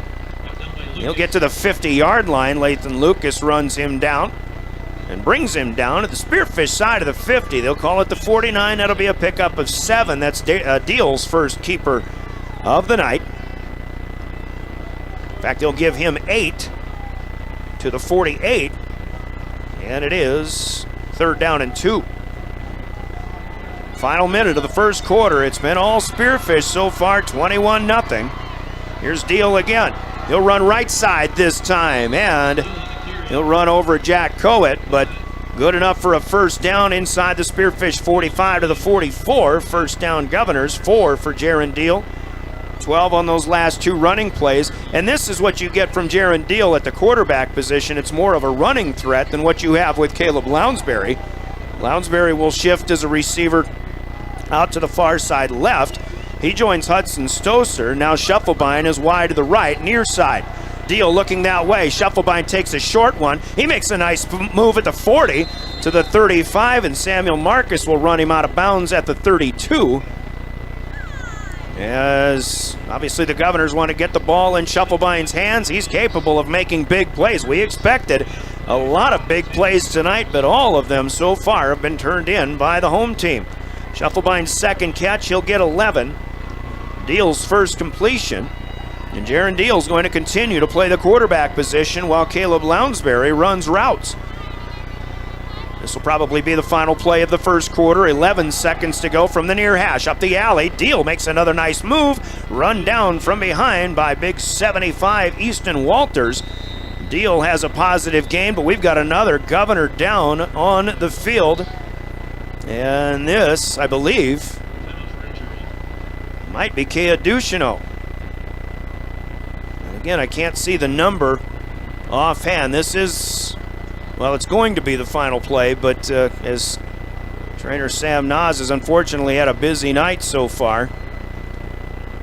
This looks like more of a back injury. The player holding his back. I don't know that it's Duchino. If Duchino's even been out there, I'm not so sure. The Governors have been running empty backfield, and 5 receivers on this entire possession since it started after a Jaron Deal kickoff return. This is an offensive lineman for Pierce, 69, and that is Colton Cass, the starting tackle. But he is up and will walk off on his own power. That's good news for the Governors, who again have already lost Carter Merrill. Meanwhile, the result of the play, a Jaron Deal keeper gets the Govs down to the 22-yard line, so they've had back-to-back 11-yarders, and this one will take us as they start the clock again, I presume. Yep, they'll start it, and that will be the final play of the first quarter. Not a good one for the Governors, but there is promise. They're at the Spearfish 22-yard line. We'll pause for 60 seconds on your Gales Gas Service scoreboard, though. All Spearfish. The Spartans lead the Governors 21-0. Scoreboard brought to you by Gales Gas Service in Pierre. 1 minute away, we start the second quarter. We'll see if the Governors can respond when we come back with more Governor football. Your official voice of the Govs is River 92.7 and drgnews.com. Home is a big decision. You need an expert who knows the market and gets results. Scott Darnall at Lee Real Estate in Pierre brings experience, local knowledge, and a no-nonsense approach to help you navigate every step. Whether you're looking for the perfect home or the best offer, Scott is committed to making the process smooth and stress-free. Ready to make your next move? Call Scott Darnall at 605-220-2676. Lee Real Estate, Meredith Lee, broker-owner. Lucky for us, life is full of choices, big and small. They define us, make us who we are. And when it comes time for you to choose, a car, home, your next big adventure, or start a new business, Farmers Union Insurance has the variety of coverage options to protect each perfect moment. Farmers Union Insurance. Contact your local Farmers Union Insurance agent today. Welcome back to the Owyhee Federal Credit Union Press Box. Owyhee Federal Credit Union, where they treat you like you own the place, because you do. This time he'll get it to the Spearfish 21. Welcome back. Brian Oakland with play-by-play. Caleb Lounsbury is running, or Caleb Brozick is running camera here. Caleb Lounsbury is running routes for the Governors. And this drive right now belongs to the sophomore QB for the Govs, Jaron Deal. He wants to throw on 2nd and 9, looking over the middle, and this pass is picked off with one hand. Lathan Lucas, there's a flag thrown from behind. Lucas running near side, has the 20, has the 30, up to the 35. He's finally run down at the 39-yard line.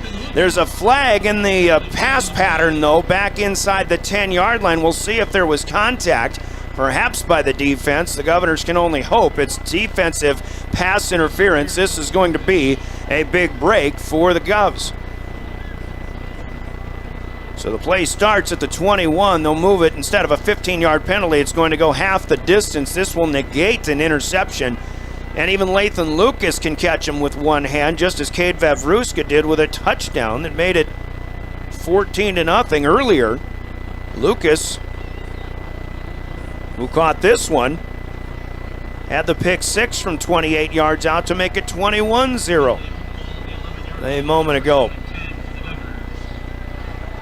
Move the chains to the 11. Spearfish will be penalized for the 5th time tonight. Should have been half the distance. I had it from the 21. They actually move it up to the 11.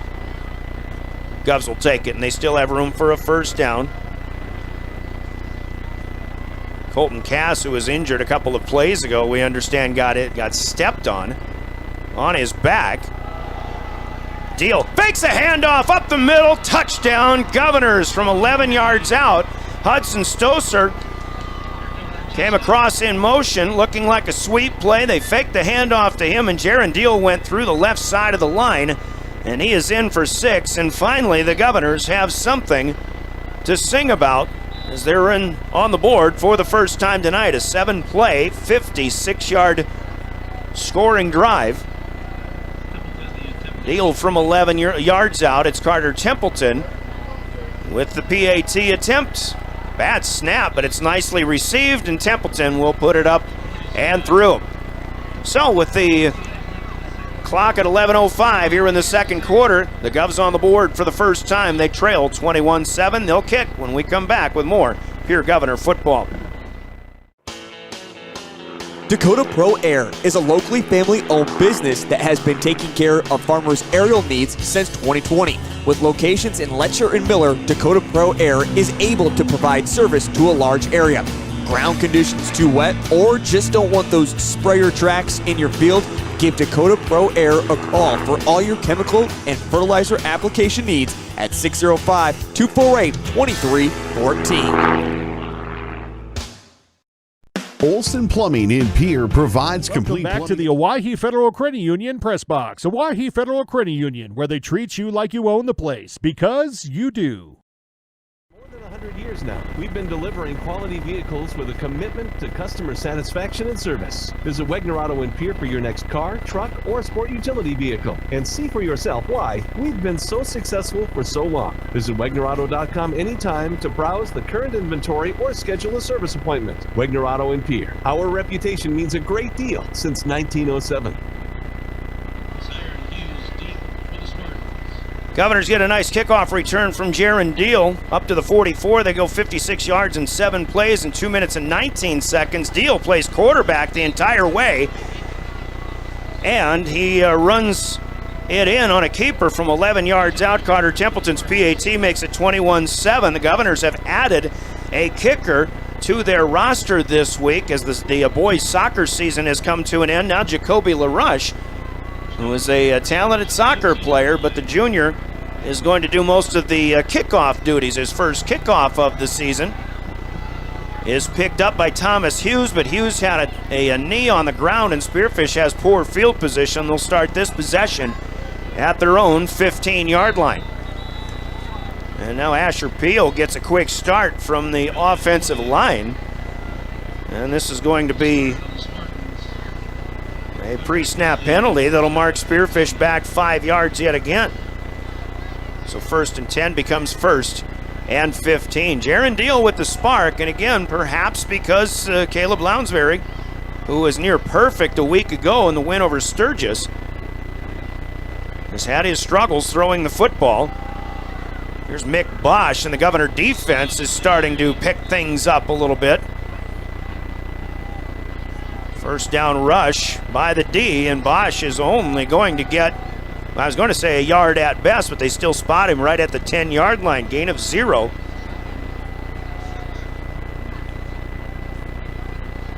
As it'll be now 2nd and 15. We're just underway in the second quarter. This has been quite a wild game. Spearfish has made a lot of plays. They lead 21-7, and we have a whistle. And what? Timeout? Spartans will take their second charged timeout here in the first half of play. Let's pause for 60 seconds, do some more business for our sponsors. It's Spearfish up 21-7, but they're at their own 10-yard line. When we come back, this is Pierre Governor Football. Drain cleaning services to commercial and residential customers. Olson Plumbing understands how the simple things in life are often the things we can't live without, and running water is the top of the list. Olson Plumbing offers 24/7 emergency services, and they can be at your location in under an hour in most cases. If you need help with your plumbing system, call Olson Plumbing 605-224-6436. Check out Iverson Auto in Mitchell or Huron for great deals and top-notch service. Iverson Auto has it all, from the knowledgeable sales and finance teams to the experienced parts and service teams, plus the best detail shop in the region. Iverson Auto, 77 plus years in our community, locally owned and operated. We have always been here and always will be. Stop in for your next new or used ride, or use one of our professional services at Iverson Auto in Mitchell and Huron, or browse our inventory online anytime at iversonauto.com.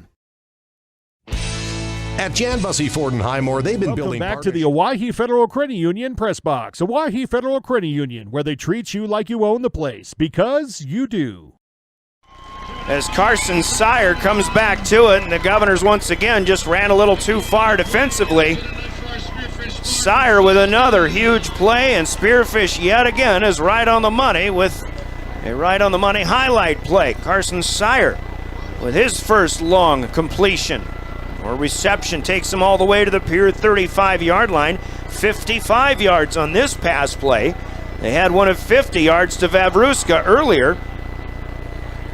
Quarterback draw this time, and Thomas Hughes right up the hash mark. inside the 35 down to the 31. The Governors expected big plays to be made, but they didn't expect Spearfish to be the team that was going to make all of them, really. That's pretty much what's been the case. The Governors had a nice little methodical drive. They picked up some chunk yardage, but 11 yards at a time or so. Spearfish picking up yards in big chunks tonight as they look to add to a 21-7 lead. Mick Bosch, no. Thomas Hughes, yes. Moves left side on the quarterback keeper inside the 30. Tries to spin away from Will Eilers. Eilers will get him down at the 27-yard line. That's 4 more for the quarterback. Pair of 4-yarders, maybe a 3-yarder this time. Let's put him at the 28, and that is a 3-yard gain. So 3rd down and 3 for Hughes and the Spartans with 9:15 to play, second quarter. Governor defense trying to solve this Spearfish Spartan offense. Hughes will not. This is a play action. Rollout, and he's got his man Vavruska to the 20-yard line. Porter Hunsley contacts him inbounds and then takes him down out of bounds right near the edge of the track, the metal edge. That's kind of a dangerous place to be tackled, especially when your knees hit the turf. But Vavruska's inside the 20 down to the 19. Modest gain of 9, but still a first down pickup. Thomas Hughes throwing the ball extremely well tonight, but I think even more than that, his receivers are just making incredible plays. On the other end, now the Governors get an interception. Speaking of a big play, there's Sutton Sonnenschein cutting in front of a pass intended for Carson Sire. Sonnenschein rolls to the turf, but he cut that pass off. And he makes the big play here for the Governors defensively. Govs bend but don't break. They'll have it at the 17-yard line. This is the first turnover for Spearfish. And the Governors will have it 1st and 10 in their own side of the field at the 17. Pierre scored on their last drive with Jaron Deal running the show. They'll have Deal out there again at the 8:55 mark of quarter number 2. And obviously, why would you make a change right now? You got to stick with what works. Deal will keep it. He's got room. He's up to the 25, upended and diving forward to the 30. Cade Vavruska in on the stop. 13 yards right off the bat for Jaron Deal. He really has been a spark plug in the last few minutes of this game. Deal has run 5 times, and I've got him for 35 yards so far. Carter Merrill out of the game. The Governors will rely on Deal's legs. Deal wants to throw, and he's got a step, is Lincoln Dilgis, but he does overthrow him at the 40-yard line of Spearfish. Dilgis, well, he's been close to getting a big one, not once but twice, but he has been overthrown both times. And the Governors will have to retool. It'll be 2nd down.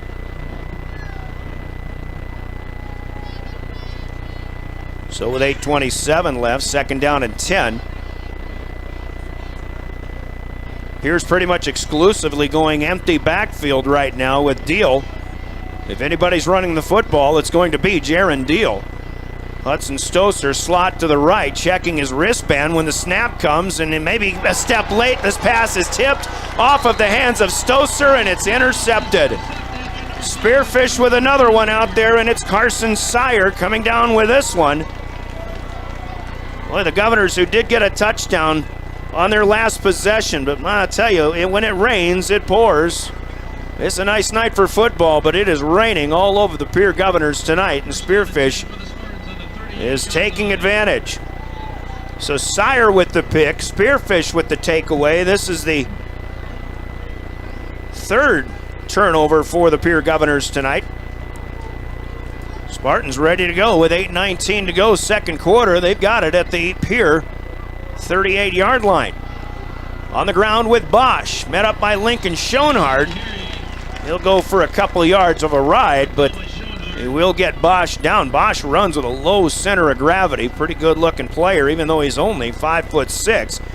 He's got 6. It's 2nd down and 4.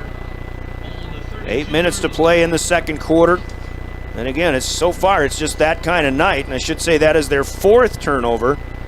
3 picks, 2 thrown by Lounsbury, 1 now by Jaron Deal. The Governors have also lost a fumble. 2nd down and 6. Option goes to Bosch, who bounces off a Governor defender. He took quite a hit, and he spins his way. Good enough for a first down to the 27-yard line. That's 5 on 2nd and 4. And Spearfish continues. Right now, it'll be the better team on the field. The discussion we've had all season long, in fact, I'll give you Bosch another yard to the 26 when they spot it. The discussion that's been, mostly for the last few weeks at least, in parity in Class 11 AA has been where the home teams in the class have really had much better ball games than the road teams. We'll give you a few examples. The one exception was Watertown at T area last week. Here's Bosch, by the way, inside the 25 to the 23. He picks up 3, 2nd down and 7. Case in point, Governors go to Yankton, falls short. Yankton goes to Sturgis, comes up short, 27-21. Then Sturgis comes to Pierre last week, falls 44 to nothing. Spearfish has losses on the road at T area, first game of the season, and then 3 weeks ago they lost at Huron, 27 to 25. But here they are certainly handling the Pierre Governors. Here's Bosch up the middle of the field, but the Governors will stuff this one. Might be a loss on the play. In fact, it'll come back to the 24, and you've got Eilers in there. You've got Sam Larson playing an active defensive game. Lincoln Schoenhardt also. Basically, it's a meeting of the linebackers this time. Loss of a yard for Mick Bosch. This is the first time I'm putting a minus in front of a yardage on the stat sheet. Spearfish running clock here down to the 6:15 mark of the second quarter. 21-7. And Spearfish has been stopped in the red zone twice, once on downs and once on a Sutton Sonnenschein pickoff, which came on Spearfish's last possession. We've got a whistle, and it looks like a false start. No, it's going to be a timeout called for the Spartans. So they've taken 3 of them now here in this first half of play. A Coca-Cola break in the action. Spartans have it 3rd and 8. They're at the Pier 24. Let's pause for 30 seconds, and we're back after this Coke break. You're listening to Pierre Governor Football. For life by treating customers right, offering a low-pressure sales process, no haggling over price, passing low overhead savings on, and providing a Ford-certified service department fixing it right the very first time. If you're looking for a new Ford, a quality pre-owned vehicle, a new or used ATV, or a trailer, stop by Jan Bussey Ford in Highmore and experience the difference. Jan Bussey Ford, building partnerships for life.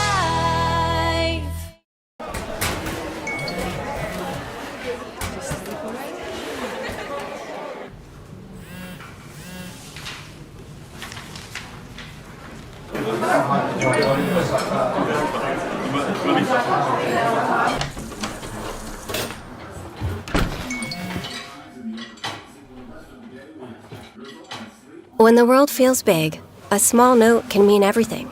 Find mental health support at sdbehavioralhealth.gov. This Welcome back to the Owyhee Federal Credit Union Press Box. Owyhee Federal Credit Union, where they treat you like you own the place, because you do. He keeps it, and he faked the handoff, but Lincoln Schoenhardt now, in this case, reading his key, and maybe he is the one who spies on the quarterback, and Thomas Hughes surges for 4 to the 20-yard line, but they still have 4 to go. Spearfish is a team that is content to go for it in these situations. This is the 3rd time this evening they'll go for it. Deep in Pierre territory on 4th down. Last time they got a 27-yard touchdown pass on 4th and 13. Here's Hughes looking to throw, looking again. This is Sire, and the pass is picked up, or knocked away, we should say, by Aiden Beam, who makes a nice play. Great job, Aiden Beam, and of course you go back to the second game of the season. That's reminiscent of Aiden Beam picking off Anderson Porish of the Huron Tigers a couple of times on plays just like this one, but Hughes falls incomplete, and the Governors will turn the Spartans over on downs for the second time tonight. Spearfish, everything they've done, every possession they've had has pretty much gone deep into Governor territory. The Governors have turned them away a couple of times. Spearfish still leads 21-7 rather, as the Governors take over on their own 20-yard line. Ryan Oakland with a play-by-play. Glad to have you aboard. Once again, staying up late with us. This one out west and a delayed start. Jaron Deal starts with a move out to Carter Shufflebine. Actually, the pass caught. Shufflebine faked inside. He went down around the outside and runs up the sideline across the 40-yard line. Maybe finally run out of bounds by Cade Vavruska. And that's a 20-yard pickup on a catch and run for Carter Shufflebine, and that's the biggest play of the night for the Governors in terms of yardage picked up on offense. 20 yards, Shufflebine's third catch of the night with 58 yards total. Take that back, 38 yards total. Jaron Deal on the keeper this time. He'll run into a pile of people, but still surge ahead for a first down across the 40 to, not a first down, but a positive gain to the 44. That's a gain of 4. I need my color guys back. I'm too much bedeeping. Not that doesn't happen every week anyway. 4:45 to go. First half.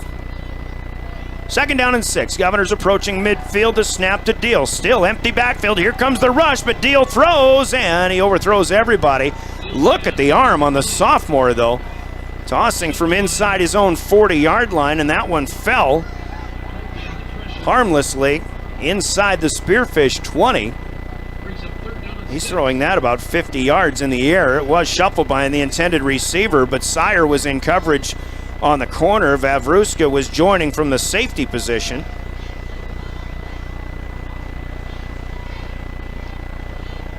And now it'll be 3rd down for the Governors. 6 to go. Schaefer's in motion. We've got a flag and a pre-snap penalty here. This might be the first penalty on the Govs all night long, as they are called for a false start. So it'll be 3rd and double figures as they are moved back to their own 39-yard line with a loss of 5.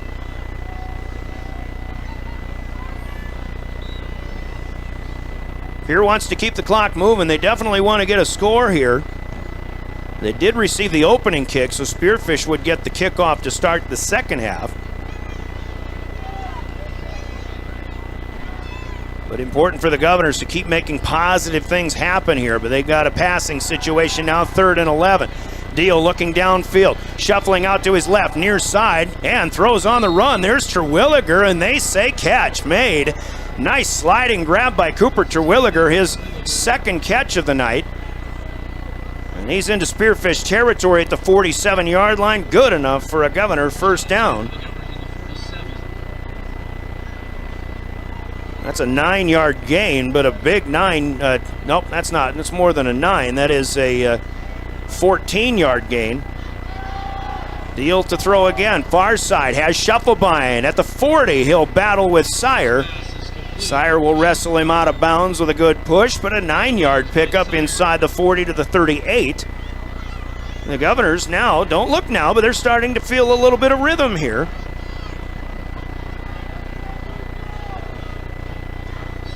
And you just hope they keep that going as they play from behind, but it's certainly not something they're unfamiliar with. 2 receivers left, 3. Oh, we got Cooper Terwilliger, the tight end to the right, with Shufflebine out there. They'll run short side, and it's still Deal running the football. Good enough for a first down. He windmilled the football up over the top of the body of a diving defender, but kind of a dangerous play there in ball security. However, he does hang on to it, and it's good for 4 and a first down for Pierre. And Caleb Lounsbury is still out there running receiving routes. So I imagine that's something the Govs have practiced. He's wide right along with Hudson Stoser in the slot, far side of the field. Shufflebine comes to the left side now, near side. Stoser, pitch pass, they'll get it to him. Comes on the sweep around, and Stoser still on his feet inside the 30 down to the 25. First catch for Huddy. And the Governors, with something happening, close to a first down. They won't need to measure. It will be short. They move the ball back just ahead or just inside the 25-yard line. And again, that is a pass play on the pitch. Stoser's first catch of the night.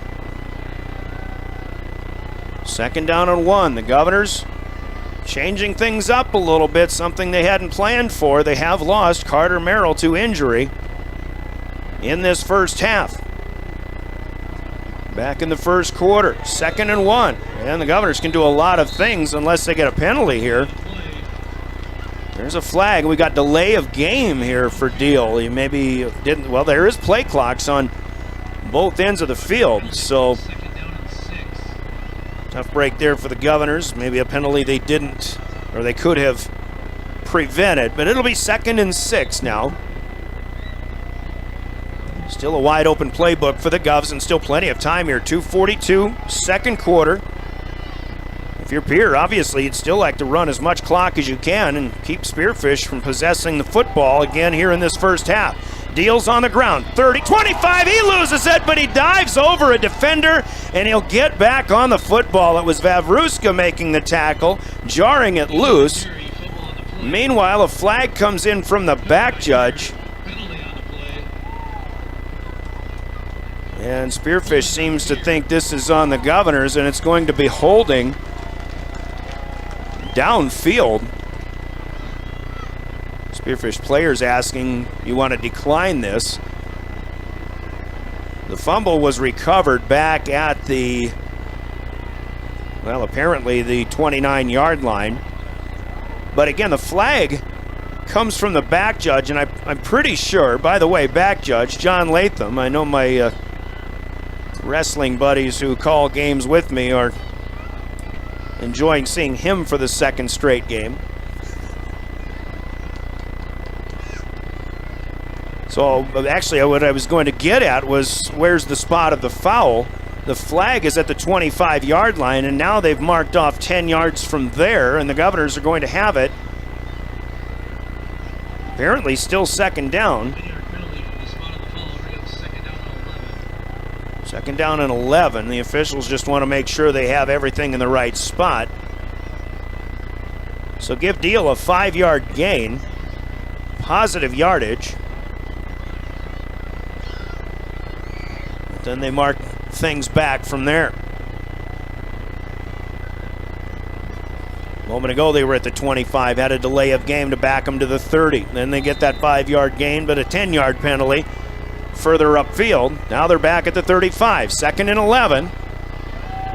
Deal looking downfield, he'll roll to the left. He wants to throw, but he'll tuck and run. Now he's got the 30 to the 25, a wise decision to run it out of bounds after feeling the rush of big 69 Reese Botts, 245 and a senior on the D line for the Spearfish Spartans. Positive gain again inside the 30, now to the 27. That'll be good enough for 8. It'll still be 3rd and 3. Play out of bounds with 2:28 now. Here in the first half, ball on the near hash mark. Field in Spearfish, laid out south to north. That's the direction that the Governors are moving right now. Deal again to the left side, short side, tries to bounce away from Sam Marcus. He will dive inside the 25. Down to about the 24. Good for 3. It was 3rd and 3. It depends on the spot right now. And the chains are being asked to move downfield. First down gainer for Jaron Deal.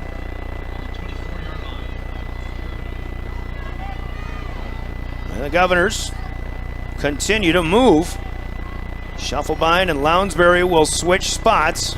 Lounsbury near side, Shufflebine will be the wideout on the far side. You still have Terwilliger as a tight end. Here's another pitch pass. They're going with Stoser for the second time. And he is grabbed here, and there are flags thrown from 2 different directions. Apparently, Asher Peel is going to get Hudson Stoser from behind on a horse collar. I'm not so sure. Actually, I thought it was just a grab and spin for Peel, who's spinning a much smaller player, but two officials saw this.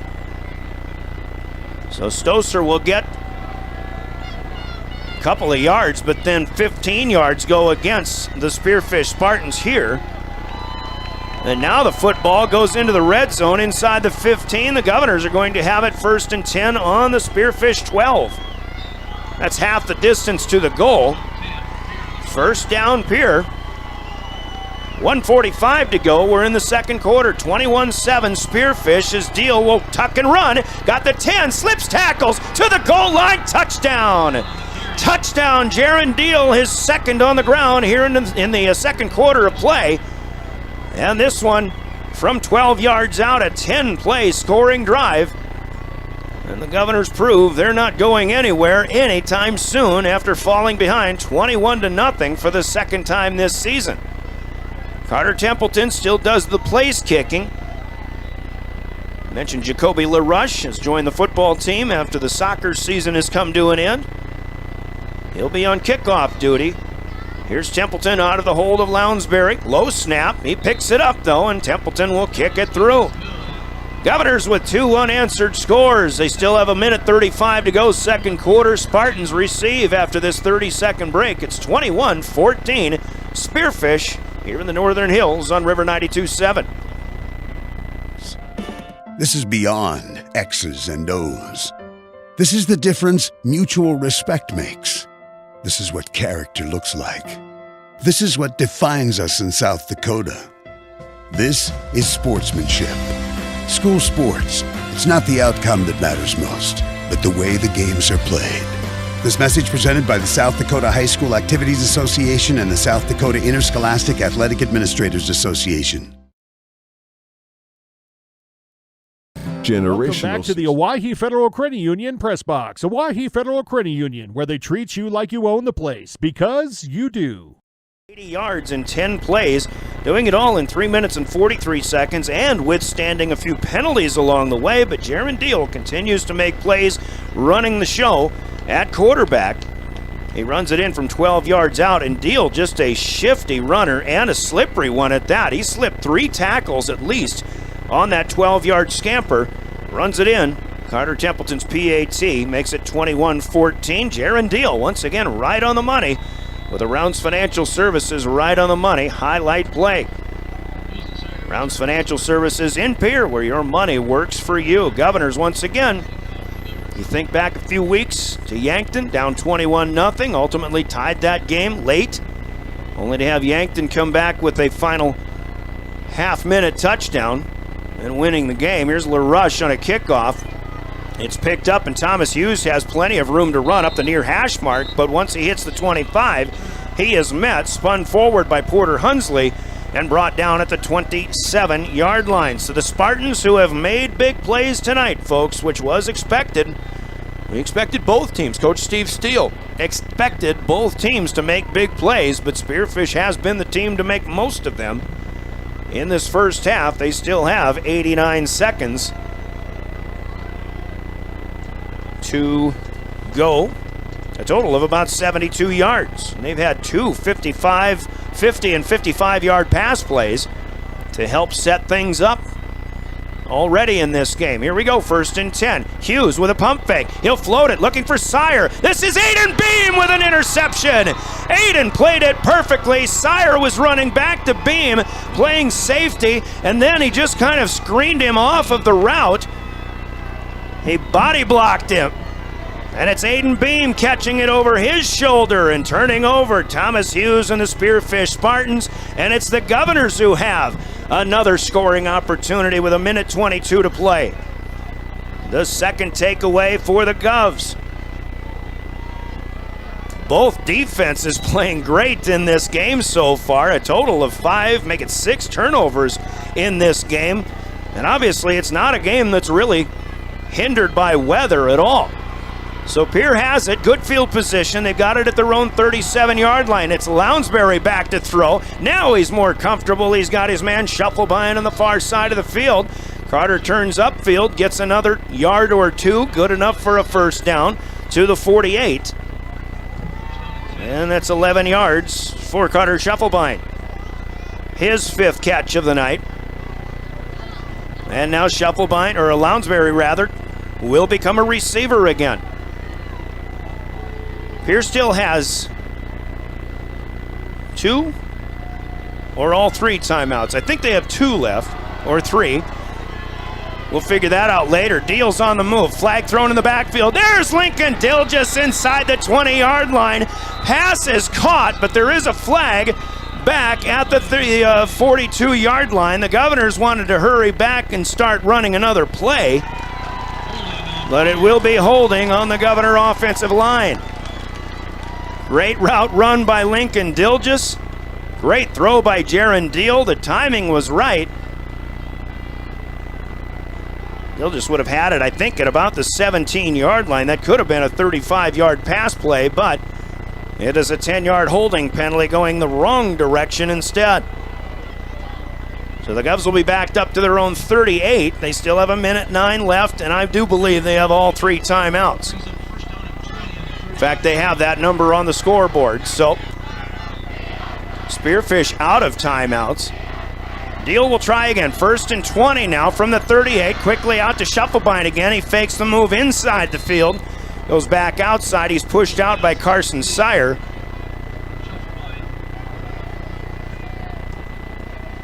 That name, Carson Sire, last year when he was a sophomore, the first time these two teams played, the Governors just dominated Spearfish when it was really unexpected, but Carson Sire played a whale of a ball game, as I recall. And I think it was Cade Vavruska the second time these two teams played in the postseason who had a great ball game.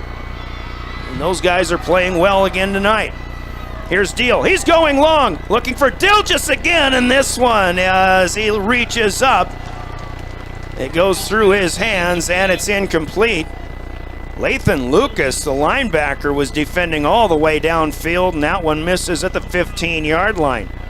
Jaron Deal throwing an impressive ball. Last week we saw a Sturgis freshman throwing a nice football.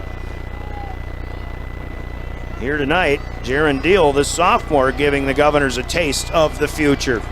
Pierre fans already know Pierre's going to be pretty good for the next couple of years. They want good things to happen on this play. 3rd and 11. Deal steps up. Now he's got running room to the 50, 45, cuts back outside to the 40, but there's going to be a flag, and it's a block in the back on Caleb Lounsbury, who was trying to help spring the play. I don't know that there was a lot of contact, but just a little bit of a nudge by Lounsbury is enough to draw the flag here to help spring Deal for a would-be first down,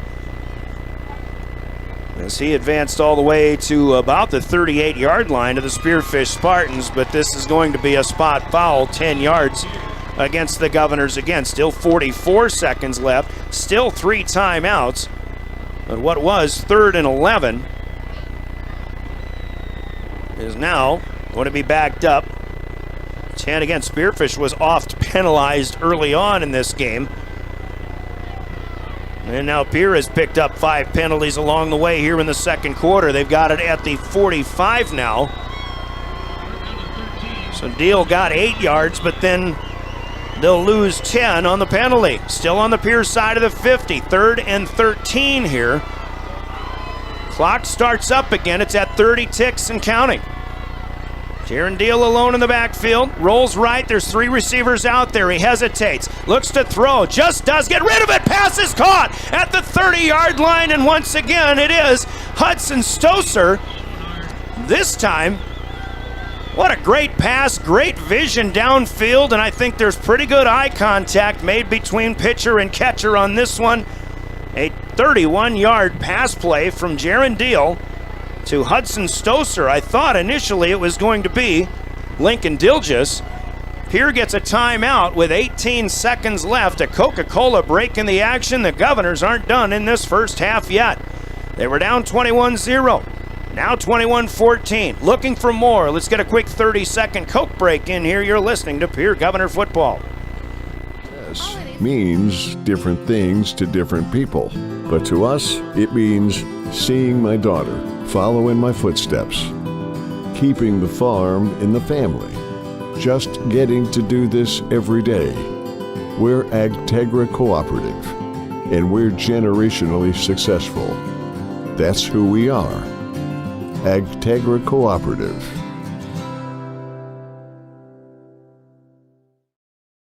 Hey, Josie. Welcome back to the Owyhee Federal Credit Union Press Box. Owyhee Federal Credit Union, where they treat you like you own the place, because you do. From Jaron Deal, both right on the money. They rounds financial services right on the money. Highlight play to get the Governors now to the Spearfish 24-yard line. Spearfish fans trying to get loud for some defense here, but the Governors have it 1st and 10 on the move. 18 seconds to go. Deal floats one, looking to the end zone, back to the corner, a dive and an overthrow. Receiver out there looking for a call on that one. I believe that's Terwilliger out there, but he won't get it. That'll be incomplete, and back to the 24 we go. 2nd down and 10. I'll tell you what, it's getting pretty fun here for the Pierre Governors. Even though they're working in come from behind mode. Lincoln Dilgis is on the end of the left end of the line here, but there's still 5 eligible receivers out there. Deal comes out of the pocket. Far side, up the sideline and out of bounds it'll go. The pass is caught. I believe it's Stoser again. Hudson Stoser inside the 15. Out of bounds now with 3 seconds left. And I imagine the Governors are probably going to take the opportunity with the clock stopped to bring in the kicking unit as it rests at the 13-yard line. An 11-yard gain. And if the Governors come back here and score for the 3rd time in this first half of play, you've got to think, with the momentum that they have built up here in the 2nd quarter, that they might feel pretty good about where they're going to be once they get to that halftime conversation. One of my esteemed colleagues from a text message did say if Pierre continues to do this well, and maybe if they score on this drive, you gotta like the Governors' chances in the 2nd half. And even the guy at my side, Caleb Brozick, said, notice all of the scoring has been done in this game in this particular end zone, or going in this direction. This is a 31-yard field goal. Carter Templeton, snap, spot, hold, the kick. It's all good. And we're going to halftime with a brand spanking new football game. On the Gales Gas Service scoreboard, it's Spearfish 21, the Governors 17. Pierre with 17 unanswered points in that 2nd quarter of play. It's been a bittersweet first half. The Governors have lost Carter Merrill for the game and possibly longer. But the guys that were out there, specifically Jaron Deal playing the quarterback position, has really given them a spark. And once again, Gales Gas Service scoreboard, it's 21-17, Spearfish.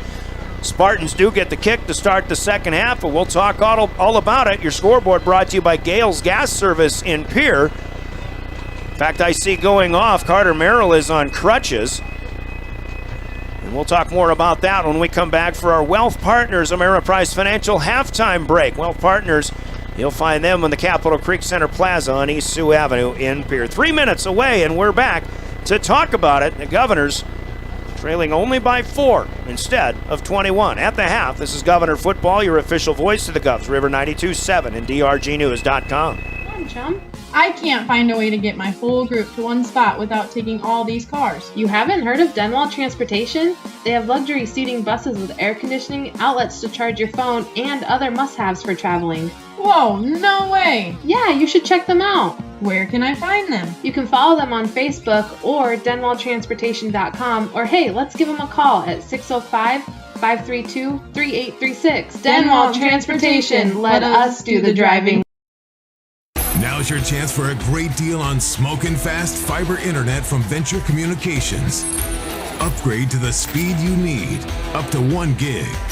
And with whole home Wi-Fi included as part of your service, experience no-lag gaming, your favorite music, web surfing, HD video streaming, and connect to the latest smart devices. If you're ready for an upgrade, call or visit Venture Communications online. Allied Plumbing and Heating is your contact for business, farm, commercial, and residential plumbing needs located in Pierre. No job is too big or small for Allied. Put our over 50 years of experience to work for you. At Allied Plumbing and Heating, the only surprise we want for our customers is how fast they get the job done. That's why we offer free estimates on every single service, no hidden charges. Give them a call today at Allied Plumbing and Heating. Remember, you can rely on your allies.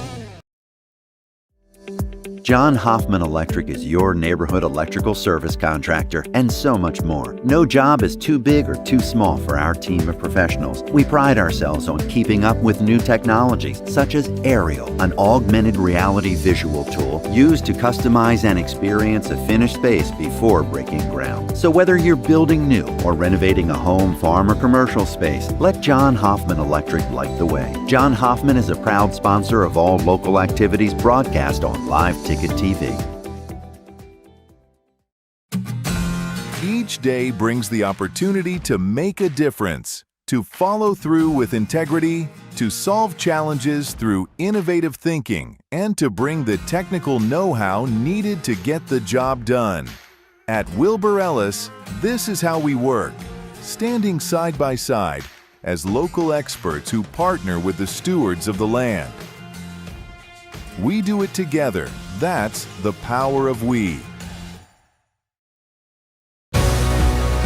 Protect what matters most with the Brittany Scheffelbein Agency, American Family Insurance. Our personalized insurance solutions ensure you're covered, no matter what life throws your way. From home and auto to farm, commercial, and life, we tailor policies to fit your unique needs. With our dedicated team and exceptional service, you'll have peace of mind knowing you're in good hands. Contact the Brittany Scheffelbein Agency, LLC.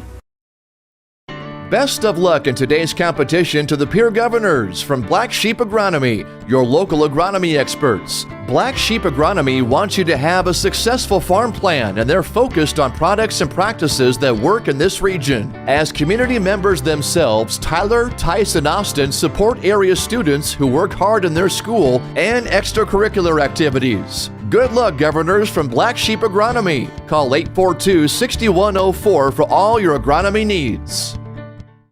Stay in a beautiful Black Hills vacation home, the Summit on Dancing Sky near Leeds, South Dakota, in the popular Powder House Pass development. It's a modern rustic design with over 5,000 square feet, 6 bedrooms, and 5 baths for you to enjoy. You'll get gorgeous views of the Terry Peak Mountain Range. There's a community pool to enjoy, and you're close to all the attractions like Deadwood, Sturgis, Spearfish, and a whole lot more. The Summit on Dancing Sky. Visit them at dancingsky.com. Agriculture is like no other business, which makes Farm Credit Services of America like no other lender. Owned by the farmers and ranchers we serve, our customers have a voice in how we work, a stake in what we do, and share in our success. Discover a lender that works for you at Farm Credit Services of America. At Dakota Behavioral Health, we offer comprehensive mental health services, including medication management. With offices in Pierre and Winter, we provide in-person and telehealth appointments to fit your schedule. Whether you're managing anxiety, depression, stress, or other concerns, our compassionate team is here to help. We are currently accepting new clients, so take the first step for better mental health today. Call Dakota Behavioral Health at 605-702-6769 or visit dakotabh.com to schedule your appointment. Fentanyl is a powerful synthetic opioid, up to 100 times stronger than morphine. Even a tiny amount can be deadly. It's often mixed with other drugs without your knowledge, increasing your risk of overdose. Protect yourself and your loved ones and avoid unknown substances. Stay informed, stay safe, and remember, one pill can kill. For more information on fentanyl prevention, visit your local health resource or speak to a healthcare professional today. This message was brought to you by the Great Plains Tribal Opioid Response, so that the people may live. Explore the 2023 Lincoln Navigator at Capital City Ford in Lincoln. Every time you approach your Lincoln, you'll receive a re-carpet welcome. Twin turbocharged 3.5 V6 engine with auto start-stop technology. You'll travel confidently with technology that meets all your needs. Now you can get the 2023 Navigator for 5.9% at 72 months. Stop in to see the full vehicle lineup at Capital City Ford in Lincoln. Capital City Ford in Pierre, South Dakota. Futures aren't made by accident. They're dreamt, they're planned, they're discovered. At Northern State University, futures are the result of hard work and grit. NSU is an academic powerhouse with a spirit of exploration and genuine support, where professors know your name and push you to discover what you're truly capable of. But don't take our word for it. When you experience Northern, you'll see the difference here. The Best Western Ramkota Hotel in Rapid City supports all South Dakota student athletes and their families. They are conveniently located off Interstate 90, close to downtown and minutes from the beautiful Black Hills. The Ramkota offers sports and family-friendly rates. Guests can relax for free in the indoor water park. They have 36,000 square feet of banquet and meeting space, and the award-winning Minerva's Restaurant and Bar is located on site. Best Western Ramkota welcomes everyone to beautiful Rapid City, South Dakota. Farming is more than a livelihood. It's a legacy. Simplot was founded by a hardworking farmer like you over 90 years ago, and we've been growing America's farms for generations. With local crop advisors grounded in your success, Simplot Grower Solutions is in your fields and by your side. We dig in deep to pinpoint what you need, where you need it, when you need it, even when the forecast is unpredictable. With our new online loan application, you can go to our website and apply for a loan when it's most convenient for you. We make getting loan approval fast and easy. Our local lenders are available to assist you if you have any questions. We make it pain-free to get that loan you've been wanting. We're an equal housing lender. Oahe Federal Credit Union, your hometown credit union since 1955. Federally insured by NCUA. This harvest season, make sure your John Deere Active Yield system is working for you. Active Yield measures and monitors your yield in real time, but accurate data starts with proper calibration. Save yourself the phone calls and downtime with these quick tips. Regularly check and clean sensors and components, and recalibrate when switching crops or after major maintenance. And if software issues pop up, Grossenberg Implement's Precision Ag Support Team is just a call away, 402-256-6303. They'll keep you running smoothly this harvest. From everyone at Grossenberg Implement, stay safe out there and have a great harvest. What if we said a bank isn't a place to lock up money? It's a place to set it free. What if the point of banking wasn't to bank at all, but to put your ideas to work? What if your bank asked, what if, a little more? Well, what if we told you we do? We're American Bank and Trust, where what if meets why not? If you're ready to change what you get out of banking, start a relationship with us. What if you made the move today? When you're thinking of a new or used car, motorcycle, pickup, or RV, think of us. We make all sorts of vehicle loans. We can set you up with payments that fit your budget. So if you have getting some new wheels in mind, stop by and see us. We'll get you the right loan. Dakota Plains Federal Credit Union, federally insured by NCUA. We're big on you.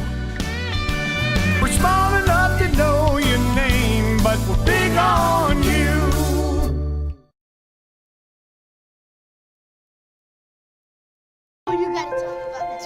The innocence of youth. Is there anything any better? But soon they'll be in high school and facing all the same challenges you faced. How to make friends, how to fit in, how to be cool. We want our children to have everything they'll need to live fulfilling and productive lives. Make sure the kids in your family are among the more than 57,000 participants here in South Dakota who take part in high school sports or activities. At Ringneck Energy, their mission is to produce renewable energy that adds value to grain and livestock production, enhances the income of their investor partners, and provide a safe, rewarding work environment. Located at 901 Redwood Avenue in Oneida, South Dakota. Call 605-945-6900 or check ringneckenergy.com. A proud supporter of local schools and wishes all students the best of luck in all their activities during the school year, creating economic opportunities in our community.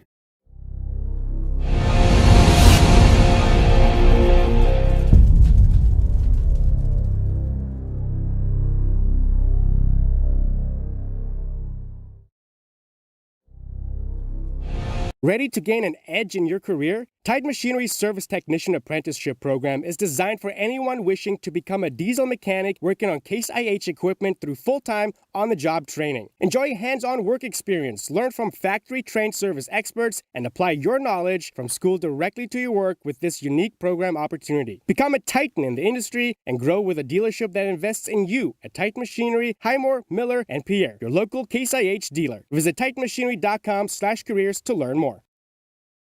Do you have a pest problem? Got bats, ants, termites? Family owned and operated, Olson's Pest Technicians have had over 50 years experience taking care of pest problems in places across South Dakota, Nebraska, and Iowa. Utilizing brilliant methods such as Centricon bait stations for termites and Vicane treatment for bed bugs. There's no pest too tough for Olson's Pest Technicians.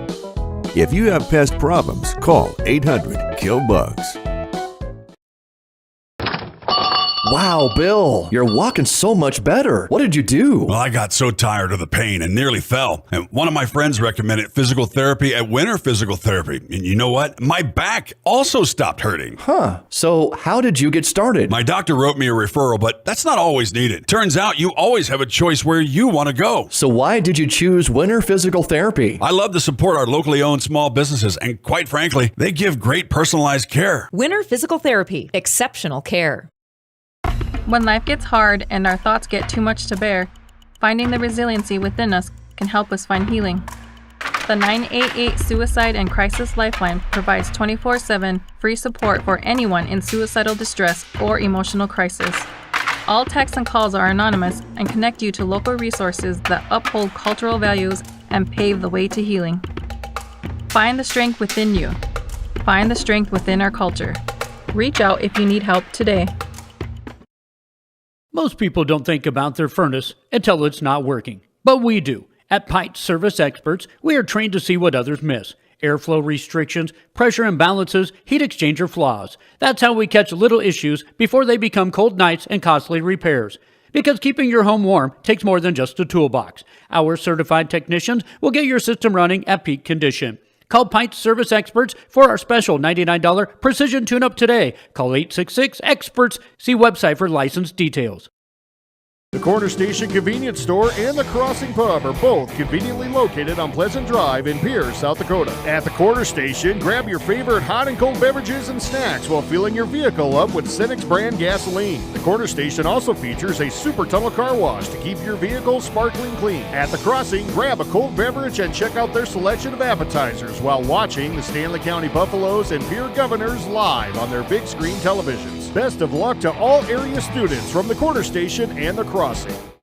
For over 70 years, Pitt's Design Build has earned our reputation locally for serving communities across South Dakota. We provide design and building services for schools, hospitals, churches, commercial offices, multifamily housing, and so much more. Pitt's Design Build is conveniently located in Pierre, Mitchell, and Sioux Falls to serve you and your organization. We bring value to our clients by facilitating the design and/or construction process. Give us a call today and check us out at pittsdesignbuild.com for a free building consultation.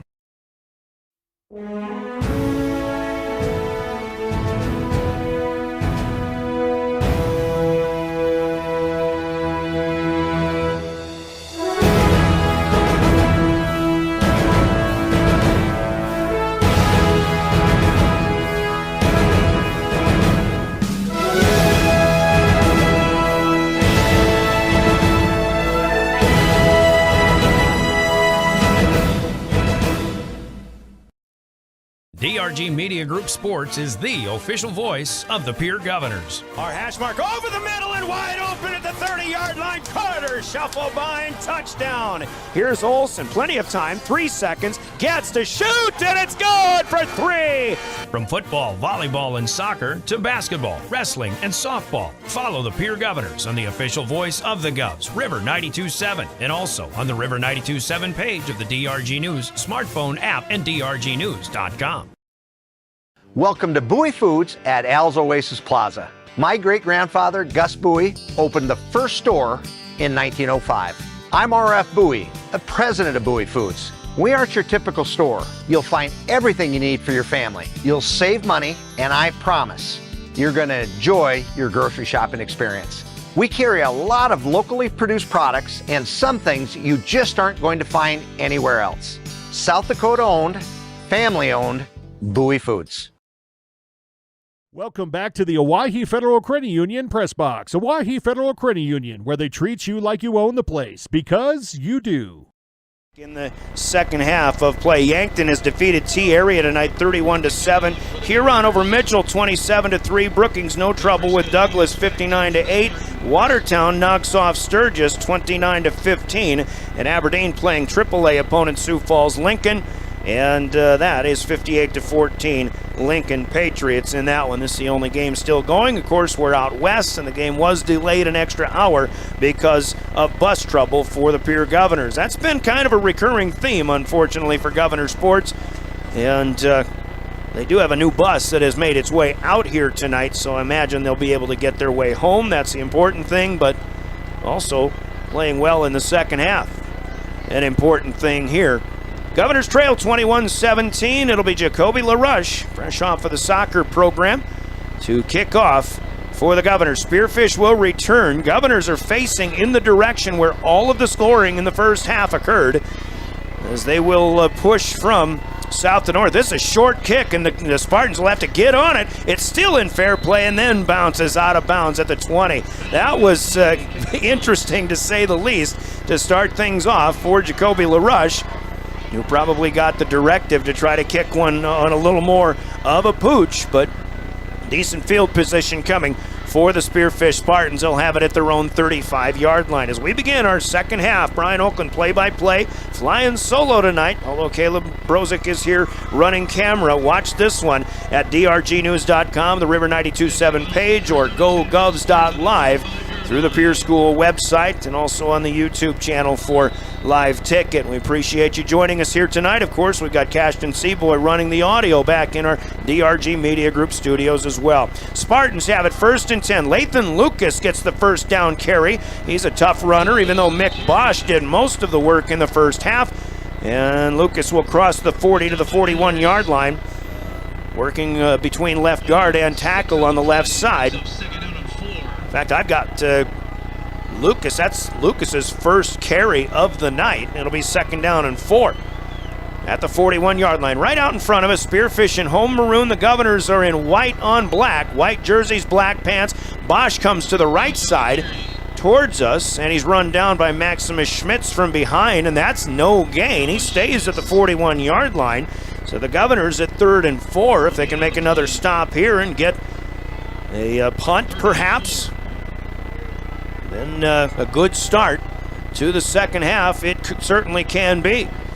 2 receivers right, 2 receivers left. Spearfish makes their way left to right. Bosch with a head of steam straight up. The Governors get him 3 yards upfield, but 1 yard shy of the line to gain. And being helped up here is Cruz Williams, the last off the pile. Governors playing without Lathan Rounds tonight. Devin Binger, the junior, gets the start. See Binger out there, maybe now the left defensive tackle. Cruz Williams playing the nose. It's 4th and 1, and Spearfish wants to go for it. There's movement on the left side of the offensive line on the end. Tyson Rosenau, a junior offensive lineman, flinches, and Spearfish will be marked back 5 yards, and that's going to take Spearfish right out of their intentions to go for it on 4th and 1. Now 4th and 6, and the Spartans will punt the football for the first time tonight. Sam Marcus, who's been busy kicking the football with 3 PATs and an opening kickoff tonight, which he had to do twice. Not to mention 3 kickoffs after scores. He'll run with it, but then punt it, and Porter Hunsley hits him. The crowd's going to want a flag here, but they're not going to get it, and the reason is the punter runs. You cannot run into a punt formation, and basically, I think punters have tackle boxes too. There's contact, but you're basically running right at Porter Hunsley. What do you expect him to do? You're asking for a block. You're asking for contact. Anyway, we'll move on. It's a punt that is blown dead or downed at the Pierre 25-yard line, and now the Governors will have it. 10:08 to go, third quarter. Pierre with 17 unanswered points in that second period of play. It's 21-17 Spearfish. Hudson Stoser will go in motion. He'll take a pitch pass from Jaron Deal. And Stoser wrapped up, but he spins out of it. He's still in the backfield, now crosses the 25, coming back in this direction. He makes a 2-yard gain out of nothing, and it'll be second down and 8 to the 27-yard line. Again, that on a pass play. Stoser's second catch of the night. Sean Lewis, through text message, made a good point to me that you've got Deal and Stoser who play together on the junior varsity ranks, and there's some trust between those two. And you might see them trusting each other a little bit more. Carter Shufflebine has an issue, apparently with a leg pad. He has to check out. I think that one of the pant legs crept above the knee and he had to check out. Here's a running play. Quarterback keeper by Jaron Deal. Across the 30 to the 34-yard line. That'll be close to a first down. Offensive line of the Governors doing a pretty good job. Deal's going to pick up 7 on this play, and it'll be third down and 1.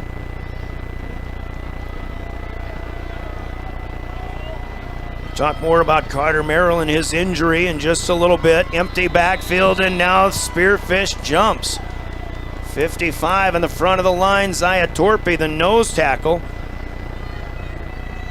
Don't know if he lost his balance, but he entered the neutral zone, and that's a 5-yard helper for the Governors. They don't even have to run a 3rd and 1. It's first down and 10 for Pierre at the 39-yard line. What a turn of events this game could take if the Governors score on this opening drive of the second half. Deal's ready to throw. He'll find Shufflebine. He'll spin away from Sire. 50, pushed out of bounds by Cade Vavruska, the last line of defense for the Spartans, but not until that Shufflebine reaches the Spearfish 41-yard line. Another nice gain here and another quick move for Carter Shufflebine. The kid can catch the football, but oh, can he run after the catch as well. 19 yards on this play. 7th catch of the night for Shufflebine. Clock stops. It's out of bounds. 8:52 to go, third quarter. Staying up late with Governor football tonight here on River 92.7. Stoser in motion. The snap comes from behind him, and this play never happened. Not so sure. Yeah, Steve Steele might have seen something that wasn't going to be a good thing, and he calls a timeout before this play gets run. There was too many people moving around, so a Coca-Cola timeout called on the field with 8:52 to play in the third. Governors in Spearfish territory, trailing 21-17. We're back in 30 seconds. You're listening to Pierre Governor Football. Briggs Trucking and Construction in Fort Pierre provides quality freight transportation services, cargo hauling, excavation, and demolition services. They also specialize in dirt and gravel work for everything from commercial work to new construction. Briggs Trucking and Construction will haul everything from light poles to farm and agricultural supplies. The bigger the job or the bigger the load, the better, as that is where their expertise really shines. Contact Briggs Trucking and Construction at 605-280-2848 or email them at cbriggs25@pi.midco.net to visit about your next project. Graham Tire Welcome back to the Owyhee Federal Credit Union Press Box. Owyhee Federal Credit Union, where they treat you like you own the place, because you do. River 92.7, KGFX FM, and K296FI Pierre. Arrive alive. Don't text and drive. Early second halves, the Governors held Spearfish on defense, and they've got it in their first drive of the second half. Jaron Deal out of the pocket will tuck and run. 40 to the 30, 25-20, look out! 10-5, touchdown on the far side. Jaron Deal on the scramble makes yet another big play for the Governors. Pinch hitting at the quarterback position. Deal scampers for 41 yards. He steps out of the pocket, and that's the thing that's impressing me about Jaron Deal tonight. He knows his way out of the pocket, and he knows his way upfield. He's made some great plays tonight, none bigger than that one. Right now, the Governors take their first lead of the night. It's 23-21, a Carter Templeton PAT pending. The kick is up, and the kick is good with 8:39 to play in the third period. It's Pierre now 24, and Spearfish 21. We'll pause for 30 seconds. Pierre kicks when we come back with more Pierre Governor football.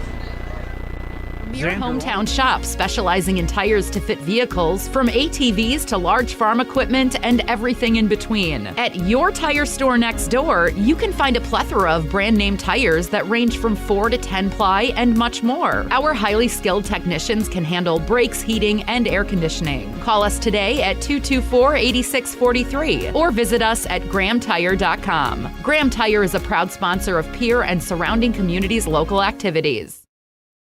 Buying or selling a home. Back to the Owyhee Federal Credit Union Press Box. Owyhee Federal Credit Union, where they treat you like you own the place, because you do. Feared team in South Dakota, 4 plays, 75 yards, and they do it in just about a minute and a half, give or take. And Jaron Deal steps out of the pocket and he avoids the rush, and he scampers his way 41 yards for a touchdown. The kid's got 15 carries and 137 yards unofficially. Make that another right on the money highlight play by Jaron Deal. He knows that quarterback position. Right on the money plays are brought to you by Rounds Financial Services in Pierre, where your money works for you. Brian Oakland, glad to have you here. Staying up late, but it's Friday night. Governors do play a Thursday night game for the next 2 weeks, one to close off the regular season and one to start the postseason. Jacoby LaRush kicking once again, and they'll pooch it to the far side. This time it stays in bounds, and the Spartans hurry over to cover it up. And a good heads-up play by Jack Scharf, a sophomore running back / linebacker who falls on it. So it's Sparty football here.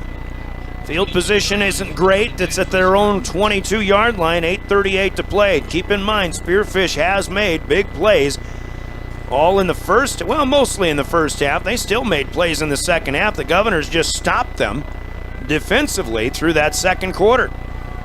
Their second possession of the second half, they start on the ground with Mick Bosch. And here is Sam Larson, who continues to play a good ball game. Helped out by Hudson Schaefer. No gain for Mick Bosch, as the Governors seem to be figuring him out. In fact, they'll give him a yard to the 23. Pierre can handle that. Bosch, in terms of number of carries, the most active, the leading ground gainer for Spearfish tonight. Unofficially 36 yards, and they fake it to him, and Thomas Hughes keeps it. There's a flag down on the far side of the field. And now, well, the ball did come out. It looks like Spearfish fell on it. Now we've got a flag thrown from the backfield by the referee as well. First flag came at the snap of the football from the official on the far side. Then the referee in the backfield throws one too, and we've got an illegal shift on Spearfish.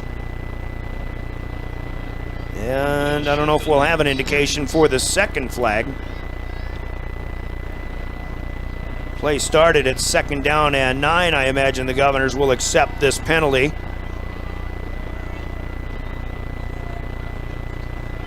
What a gracious play. They are going to decline it, so no gain. Good job by Logan Whitty to pick up the beanbag thrown by the official when that ball came out. Pierre likes their chances on 3rd and 9. I'll tell you what, that concession stand is right below us, and something smells really good right about now. Caleb Brozick agrees. It smells like T-bone steaks or something like that. 3rd and 9. Governors trying to make another big play. Twins in the backfield with help for Thomas Hughes. He'll back off, looking to set up a screen. Out of there comes the receiver. This is Graham Hughes, but Lincoln Schoenhardt is right there with him, and he takes him down for a loss back to the 20-yard line. This is a loss of 3 on the play. Screen plays are generally good plays to run, but sometimes you can use them a little too much. That's the 3rd time we've seen a screen from Spearfish tonight. And they'll be in punt formation here as Sam Marcus stands at his own 5-yard line. Carter Schuffelbein waiting for a big kick as he's got position back at his 35. Marcus has a big heavy leg. He'll run into it. He kicks it, and this is a big kick. Fair catch called for by Schuffelbein. He almost overran it. Backpedals a couple of yards, and this one will be downed at the 38-yard line. For the Governors, a 42-yard punt with hang time for Samuel Marcus. A job well done for Spearfish special teams. But here come the Governors, who now have run off 24 unanswered points through the second quarter and early third. We've got 7:10 to play. Governor football at their own 38-yard line.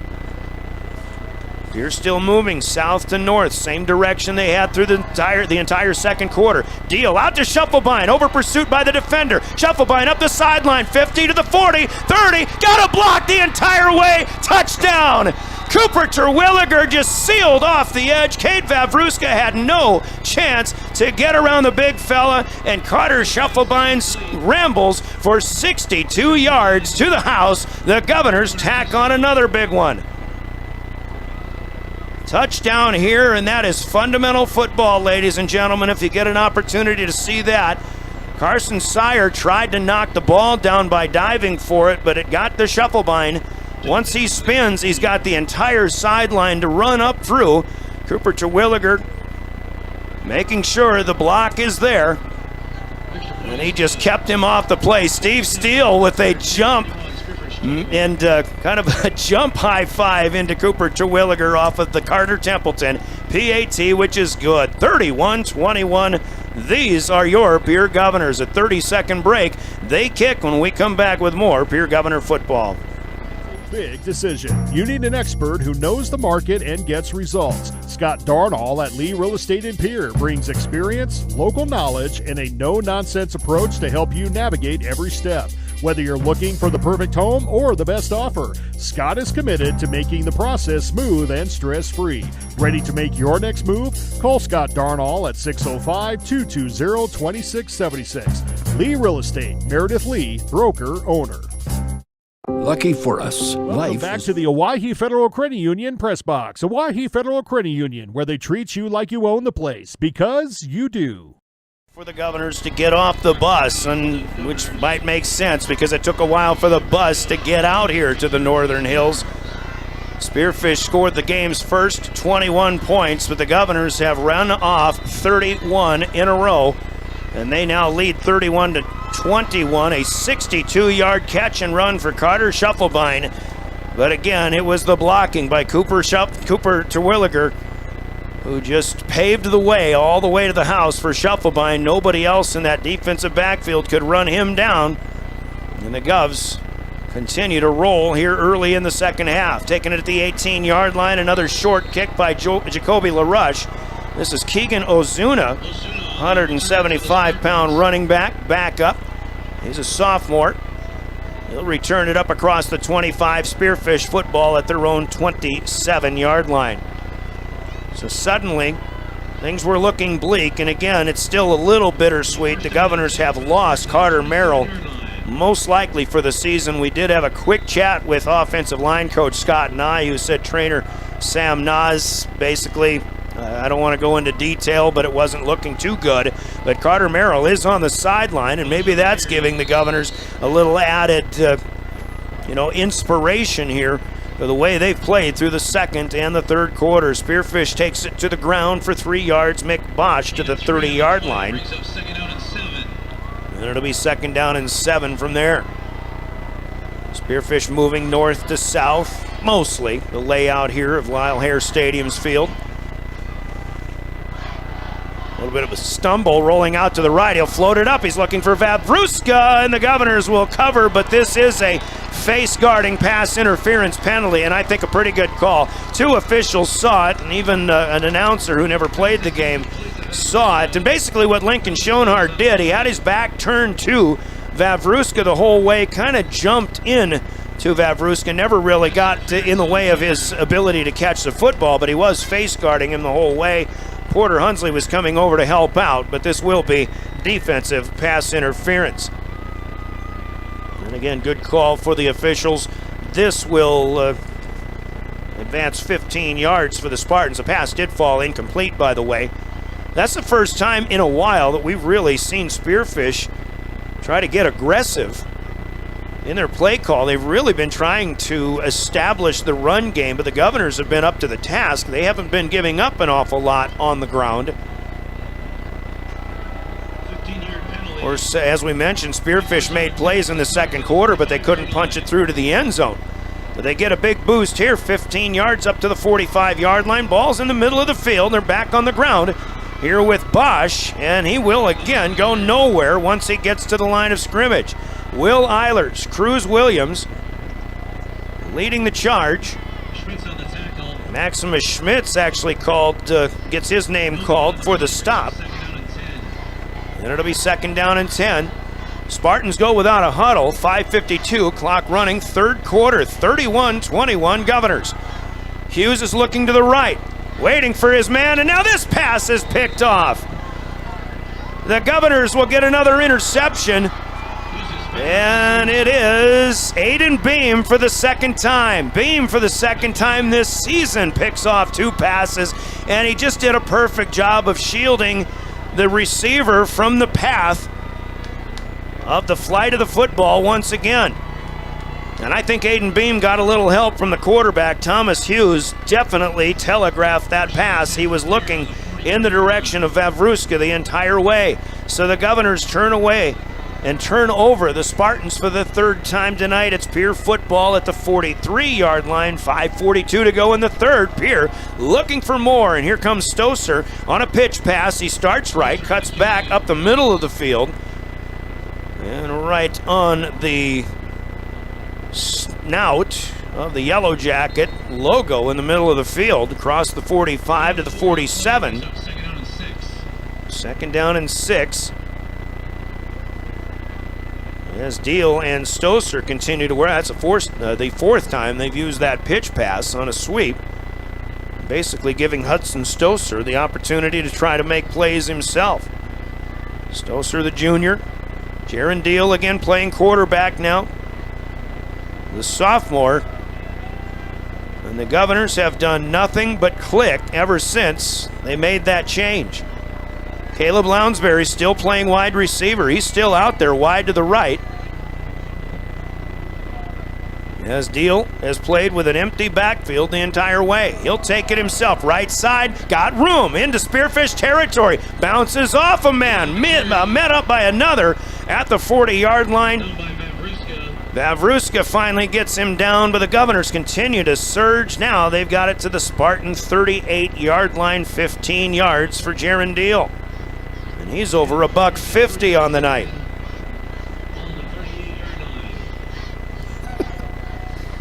I just got a text from an official friend of mine who says there's no such thing as face guarding in high school football. Well, that's what it looked like, Chad Urick. Thank you very much. Out to the outside, Deal delivers. Schuffelbein again, who continues to make nifty footwork plays to the 30-yard line, but now running laterally back toward the middle of the field. Ends in the alley inside the 30 to the 28-yard line. That's a pickup of 10. What I do know there is such a thing about is the Pierre Governors are pretty good when they're down 21-0. The second time this season they've erased a 21-0 deficit early in a game. But this time, they don't seem to be ready to stop. They've scored 31 straight. They are now to the Spartan 28-yard line with another first down. And ready to roll again. There goes Stoser in motion. Oh, somebody flinched on the right side of the offensive line for the Govs. And that'll be a 5-yard mark off against Pierre. We've had plenty of flags tonight. Spearfish had several early. The Governors had a bunch in the second quarter, but they were still able to withstand all of that and score 17 straight points in the quarter. Now we trade them back and forth.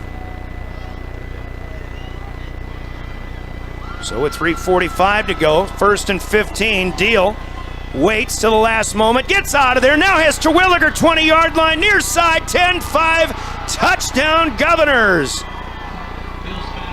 Another scoring play for the Governors, and Jaron Deal, he seems to be very comfortable drawing the rush. And as soon as somebody comes after him, he's quick enough to get out of there. He throws a 33-yard touchdown to Cooper Terwilliger, and there you get to see the big guy move. After he's caught the football, Cooper Terwilliger, he's pretty quick. He's got the touchdown here, 33 yards. Templeton will try another PAT. That's up and good. Carter Templeton continues to boom him through. He's 5 for 5, and he's got a 31-yard field goal. The Governors up their lead to 38-21. Still 3:35 to play, quarter number 3. 30 seconds. We'll come back for a Governor kick. You're listening to Pierre Governor Football. Choices, big and small. They define us, make us who we are. And when it comes time for you to choose a car, home, your next big adventure, or start a new business, Farmers Union Insurance has the variety of coverage options to protect each perfect moment. Farmers Union Insurance. Contact your local Farmers Union Insurance agent today. Welcome back to the Owyhee Federal Credit Union Press Box. Owyhee Federal Credit Union, where they treat you like you own the place, because you do. To BHSU, Lyle Hare Stadium, the Pierre Governors have suddenly found a home right here. As long as it took, but they lead 38-21. Steve Steele said there was going to be big plays tonight. Spearfish had all of them for about the first full quarter of this football game, but the Governors have completely owned the second and third quarters so far, and we still have 3:35 to go. That was a 4-play, 57-yard scoring drive, taking 2:07 off the clock. Jaron Deal flushed out of the pocket, throws against his body on the run, hits Cooper Terwilliger, who runs the rest of the way from 33 yards out, and it's 38-21. Here's a LaRush kick to the far side, and up the numbers comes the return man. The Governors will stack him up. Not sure who the return man is at this point, but coming out of there, I see number 14. That could be Isaac Wilson. Will Danberg in on the stop. So Spearfish will try again here. Still have plenty of ball game to go, and I still don't feel we should be sleeping on the Spearfish Spartans. They're still capable of making big plays. However, the way the Governor defense is playing, well, they're doing a good job. Here's Hughes, flushed out. Now he'll dump one off over the defense to the outer reaches of the field. And this is Vavruska. Are you seeing a flag, Caleb? He's just giving me hand signals, but no flags here. And Vavruska, who caught that ball about 3 yards upfield, is able to shift his way to the 40, to the 41, pick up a dozen. That'll be a first down. Pretty good play disguised by the quarterback, Thomas Hughes. Looked like he was going to run. Just dumped it off over the defensive rush. And Vavruska was able to move the chains. Now to the 41, 1st and 10. Hughes bobbles the snap, fakes the handoff, wants to run a similar play, throws left, he'll dump it off, but he'll dump it over the top of Sire and out of bounds, or rather over the top of Jack Coette. Now we've got flags. There's one at the 50-yard line right in the Yellow Jack logo jacket. And we'll see what the call is here. Could be holding.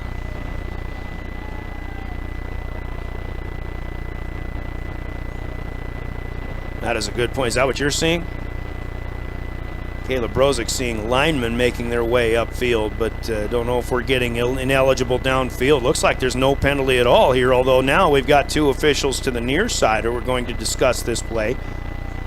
And that's, you know, when a quarterback flushes things out, it's easy to understand how linemen can start cheating their way upfield. Of course, the way Jaron Deal has been staying in the pocket as long as possible, and once he comes out, he's been making big plays all night long. The Governor linemen have been standing their ground as well. It looks like they'll wave the flag off, and we will have just an incomplete pass, and it'll be 2nd down and 10. Now the ball on the far hash mark from the Spearfish 41-yard line. 2:43 in a slow-moving third quarter so far, but the Governors have been in the end zone 3 times already in this quarter. They lead 38-21. Here comes Hughes up the middle in the quarterback keep. He'll reach the 45. Thomas Hughes can still run the football and run it very well. He gets 4 here. The Governors will stop him at the 45. It seems like Spearfish, for the time being, well, they made all their big plays early. Now they're just trying to ground and churn and burn here. Hughes, once again, trying to be creative in his movements in running the football, but he'll be stopped up the hash mark for only a pickup of 2, and now they've got a 4th and 4 set up. And it'll be a punting situation, judging by the changing of personnel for the Spearfish Spartans. Clock is running. We're under 2 minutes to go. Third quarter. Past the 10 o'clock time barrier back in the capital city. Sam Marcus will kick here. And Spearfish is faking this one, and it looks like they're going to have enough for a 1st down. They snapped it short to Jack Coette. He crosses the 50 and will make his way inside the Pierre 49-yard line. And that is a 1st down.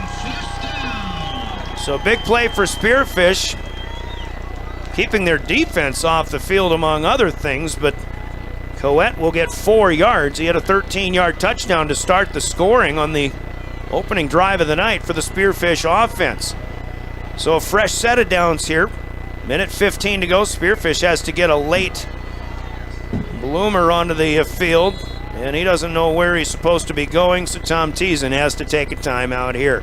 First charge for the Spartans in the second half. Let's get a quick 60-second break in here. 38-21 Governors with a minute plus to go. Third quarter on River 92.7.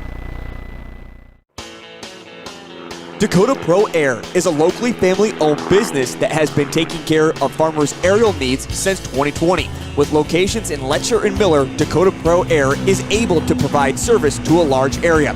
Ground conditions too wet, or just don't want those sprayer tracks in your field? Give Dakota Pro Air a call for all your chemical and fertilizer application needs at 605-248-2314. Olson Plumbing. Back to the Owyhee Federal Credit Union press box. Owyhee Federal Credit Union, where they treat you like you own the place, because you do. And build up. That is why Owyhee Federal Credit Union is offering our members the chance to skip your loan payments for a small fee for the months of October, November, or December. In return, we will donate a portion of those proceeds to a local charity. Owyhee Federal Credit Union, 221 East Pleasant Drive in Pierre. Back at Spearfish, we continue. 1st and 10 for the Spartans now as pass thrown into coverage, but it is complete by Thomas Hughes. As he'll find Carson Sire. Sire, he's really working hard out there, and he takes a while to get up. He's pushed back by 2 Governors, including Hudson Schaefer. Pass is complete inside the 45 to the 43, and that'll be a gain of 6. As Sire catches his second pass tonight. His first one went for 55 back in the second quarter. 30 seconds to go. We're in the third now. Govs lead by 17. Over the middle. Long pass here. And 2 Spartans down there, Sire included. Also Liam Getz, a freshman backup receiver. But the pass is overthrown. There were 2 defenders, if not 3, down there for the 2 receivers that Spearfish had in the pattern. And it'll still be 3rd and 4. 3rd and negotiable here for the Spartans as the clock stops with the incomplete pass. 25 seconds left. Third quarter. Pierre on a 38 unanswered scoring run right now. 38 points unanswered. Hughes to keep it on the run pass option. He's got a 1st down, slips out of a tackle, able to gain a couple more inside the 35. We'll spot him at about the 32, and Spearfish is starting to get some plays just pieced together here. That's 8 plays, but that one probably will be the last one. This stops at the 33. We'll give him 10. 10 for the quarterback. We'll see if they get another play in here. Still 14 seconds left. Most likely they will. Sire in motion comes to the end of the line. And Hughes takes the snap. They'll give it to Mick Bosch. He's got some running room through the line of scrimmage. Inside the 30, Stoser and Eilers will bring him down to the 27. That's your last play of the third quarter. And the Governors have continued to roll, even though Spearfish is driving. They'll have it at the 27 of the Governors, but on the Gales Gas Service scoreboard, end of 3, Pierre 38, Spearfish 21. Scoreboard brought to you by Gales Gas Service in Pierre. 60 seconds, we go to the fourth. Next, you're listening to Pierre Governor Football on River 92.7 and drgnews.com. Provides complete plumbing and drain cleaning services to commercial and residential customers. Olson Plumbing understands how the simple things in life are often the things we can't live without, and running water is the top of the list. Olson Plumbing offers 24/7 emergency services, and they can be at your location in under an hour in most cases. If you need help with your plumbing system, call Olson Plumbing 605-224-6436.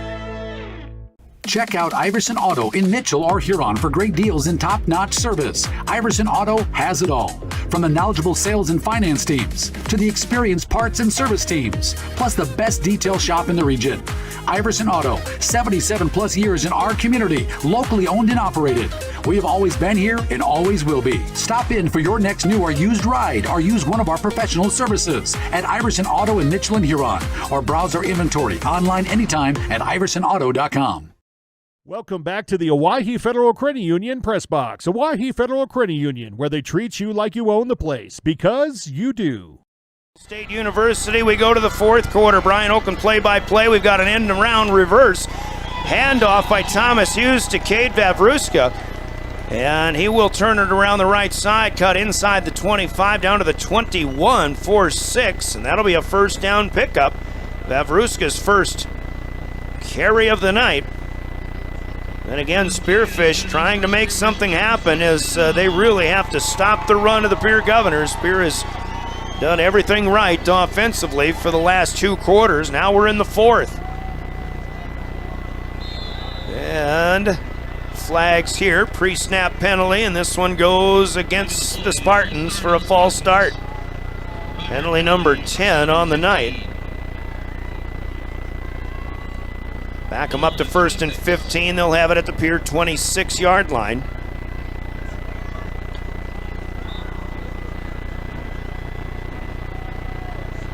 Spearfish will try again. Quarterback, Thomas Hughes in the pistol. High snap, fakes the handoff. He keeps it himself, gets away from Schaefer with a nifty move. Up the middle of the field inside the 25, back to the 22. Almost back to the original line of scrimmage. You'll get 4 instead of 5. And again, Spearfish still capable of big plays. They've got playmaking receivers, a playmaking quarterback, both with the arm and with the legs. 2 receivers out wide to the right. Vavruska in the slot, and they're throwing it to the Vavruska over the middle. Little dump. But Vavruska goes up and gets it inside the 15-yard line. Tough catch in traffic for Cade Vavruska, and they've got him to the 13-yard line. Pickup of 9, but still short of a first down. Vavruska catches his 7th of the night. 3rd and 2 now. In the red zone come the Spartans. Rolling out, lobbing to the end zone, and knocked away. Nice catch up there by Porter Hunsley. Gets up into the air with a left hand, didn't even try to bring it down, he just wanted to knock it away out of bounds, and Vavruska, actually it's Sire coming away from the play, who is denied a touchdown opportunity. So now it's 4th and 2, and Spearfish will have to go for it. They've been going for it on 4th down all night long. This is the 3rd time they'll have a chance to convert on 4th down. The Governors have stopped them on downs twice in the red zone. Play clock down to 5. Now down to 3. Hughes gets the snap. They'll keep it on the ground. Mick Bosch with a head of steam. And it looks like they'll give him the 10, and that should be good enough for a first down. Both officials on both sides of the field agree. First down chain mover for Mick Bosch. And the Spartans on a 4th down conversion this time. So Spearfish will keep going, and now it's Spearfish running into that north end zone. Caleb Brozick, who has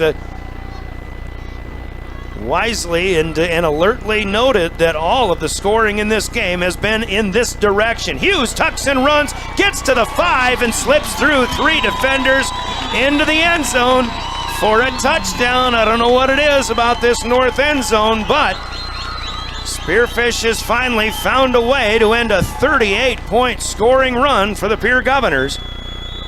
And they cut it to 38-27. It's been a tough night for the Govs, and now we've got a cramp for a Governor on the floor. In the end zone, right across the goal line, Thomas Hughes from 10 yards out gives Spearfish their first score of this game since the first quarter, in fact. Now Sam Nas out there, who has unfortunately been very busy tonight as the trainer for the Pierre Governors, out to help with this cramp. If you're just joining us, folks, early in the second quarter, actually it was still in the first quarter, Spearfish scored the first 21 points of the game. The third touchdown was actually a pick 6, a defensive score. And just like 3 weeks ago when the Governors were down 21-0 at Yankton, well, they came back in fine fashion that night, only to lose it with 6 seconds left in the game. Tonight they were down 21-0, but they scored the next 38. Now Spearfish with 10:35 to go here in the fourth quarter gets their first touchdown since about the 2-minute mark of the first quarter of play, 2.5 to be exact. And now we've got a whistle before the PAT. But again, the worst news of the night for the Governors is that Carter Merrill is lost for this game with a leg injury, and it does appear to be pretty significant. And Governors might be lucky to see him any time for the rest of this season. Sam Marcus will try to kick a PAT. That's up and good. The big fella can sure boot him. And Spearfish finally strikes again. 10:20 to go, fourth quarter now. They're back within 10. It's 38-28. Governors to receive after a 30-second step away. We're back with more Pierre Governor football. At Jan Bussey Ford & Highmore, they've been building partnerships for life by treating customers right, offering a low-pressure sales process, no haggling over price, passing low overhead savings on, and providing a Ford-certified service department fixing it right the very first time. If you're looking for a new Ford, a quality pre-owned vehicle, a new or used ATV, or a trailer, stop by Jan Bussey Ford & Highmore and experience the difference. Jan Bussey Ford, building partnerships for life.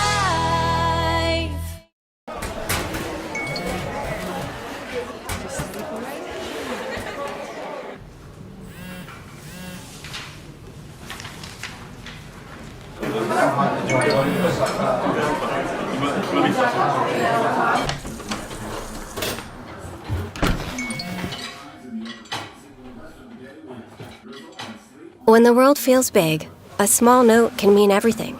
Find mental health support at sdbehavioralhealth.gov. Welcome back to the Owyhee Federal Credit Union Press Box. Owyhee Federal Credit Union, where they treat you like you own the place, because you do. Then the Governors coming down left to right and getting a touchdown in the end zone where nobody has scored. That's a good kickoff, a squibber by Marcus, who comes to the near side, and the Governors were hoping it would go out of bounds. It didn't, and it didn't look like it was going to. It was picked up by Jaron Deal. He runs it out from there at the 20. And so Pierre will have a long field to play on as the Spearfish special teams was bearing down. Governors start from the 20-yard line, 10:19 to play, and obviously big plays are still a possibility, but Pierre would love to start chewing some clock. Here comes Kea Ducheneau, who will continue to play some receiver. He'll line up in the slot to the right. Still wondering if Ducheneau might run the football a time or two, but Jaron Deal has had an awful lot of success. And he will run. Of Pierre Governor Athletics is proudly presented. And he will run up the middle of the field and cross the 25 to about the 27. That's a pretty good start for 7 yards for Jaron Deal. In fact, they give him 8, and it's spotted at the 28-yard line. Jaron Deal is at 160 yards on the ground right now, and he's obviously done the job through the air. He's thrown 2 touchdown passes of 62 and 33 yards. Of course, the Governor's still looking for more. Ducheneau goes in motion right to left to the far side. Deal will come back this way, hesitates, then bursts. 35-40, look out. 50 to the 40 on the Spearfish side, cuts back. 25-20, he's gone. He's got to avoid the official. Touchdown, Jaron Deal. And somebody scores on the south side of the field for the first time tonight. Jaron Deal, 72 yards, he houses it, and the Governors get a big touchdown to get that score back up to 3 scores in the lead here in the fourth quarter. What can you say about the running efforts and the running ability, the running vision, and everything that goes along with it from this sophomore quarterback, Jaron Deal? He just started by taking his time, coming to the right side, and then he bursted. Picked up big yards. Cade Vavruska tried to head him off at the pass. He cut back to the middle of the field at the 30-yard line on the Spearfish side. That's a 72-yard touchdown. The PAT is good. That's a right-on-the-money highlight play sponsored by Rounds Financial Services in Pierre, where your money works for you. Governors now lead 45-28. Templeton's PAT is good. Pierre kicks when we come back in 30 seconds. This is Governor Football. This is what matters. This is beyond X's and O's. This is the difference mutual respect makes. This is what character looks like. This is what defines us in South Dakota. This is sportsmanship. School sports, it's not the outcome that matters most, but the way the games are played. This message presented by the South Dakota High School Activities Association and the South Dakota Interscholastic Athletic Administrators Association.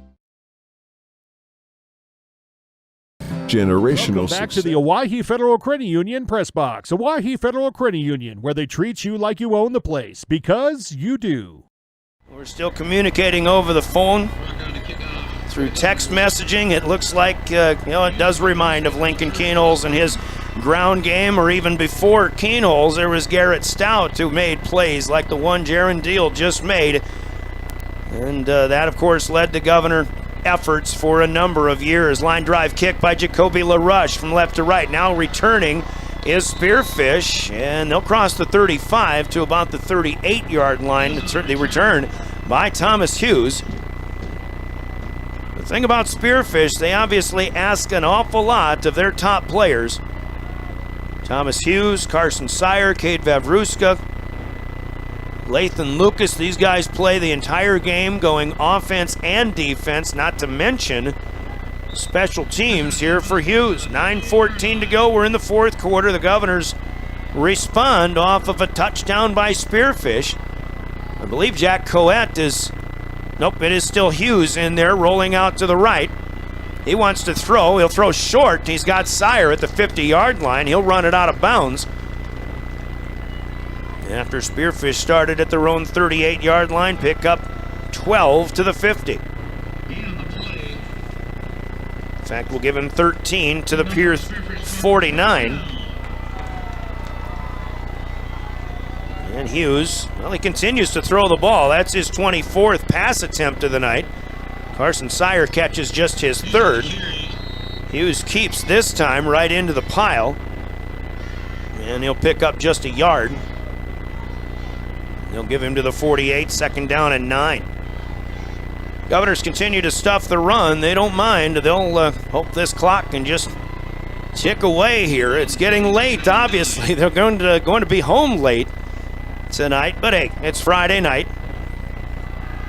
Play action here, and Hughes looks, and this pass was almost picked off by Porter Hunsley. Or is it caught? No, Jack Coet had it. Looked like Hunsley was the one diving for it, but Coet was in front of him to the 41. That's a pickup of 7. Coet's first catch of the night.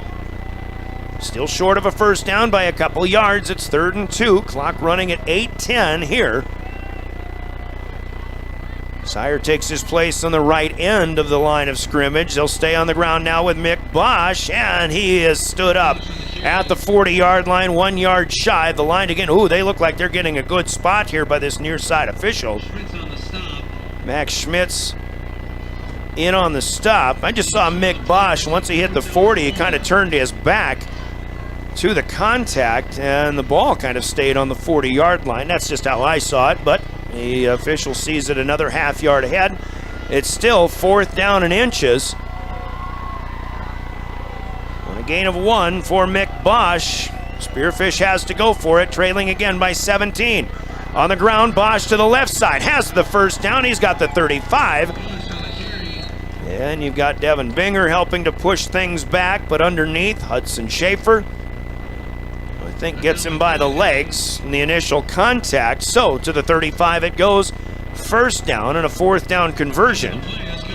And that is a 5-yard pickup. Mick Bosch has carried the ball 20 times tonight.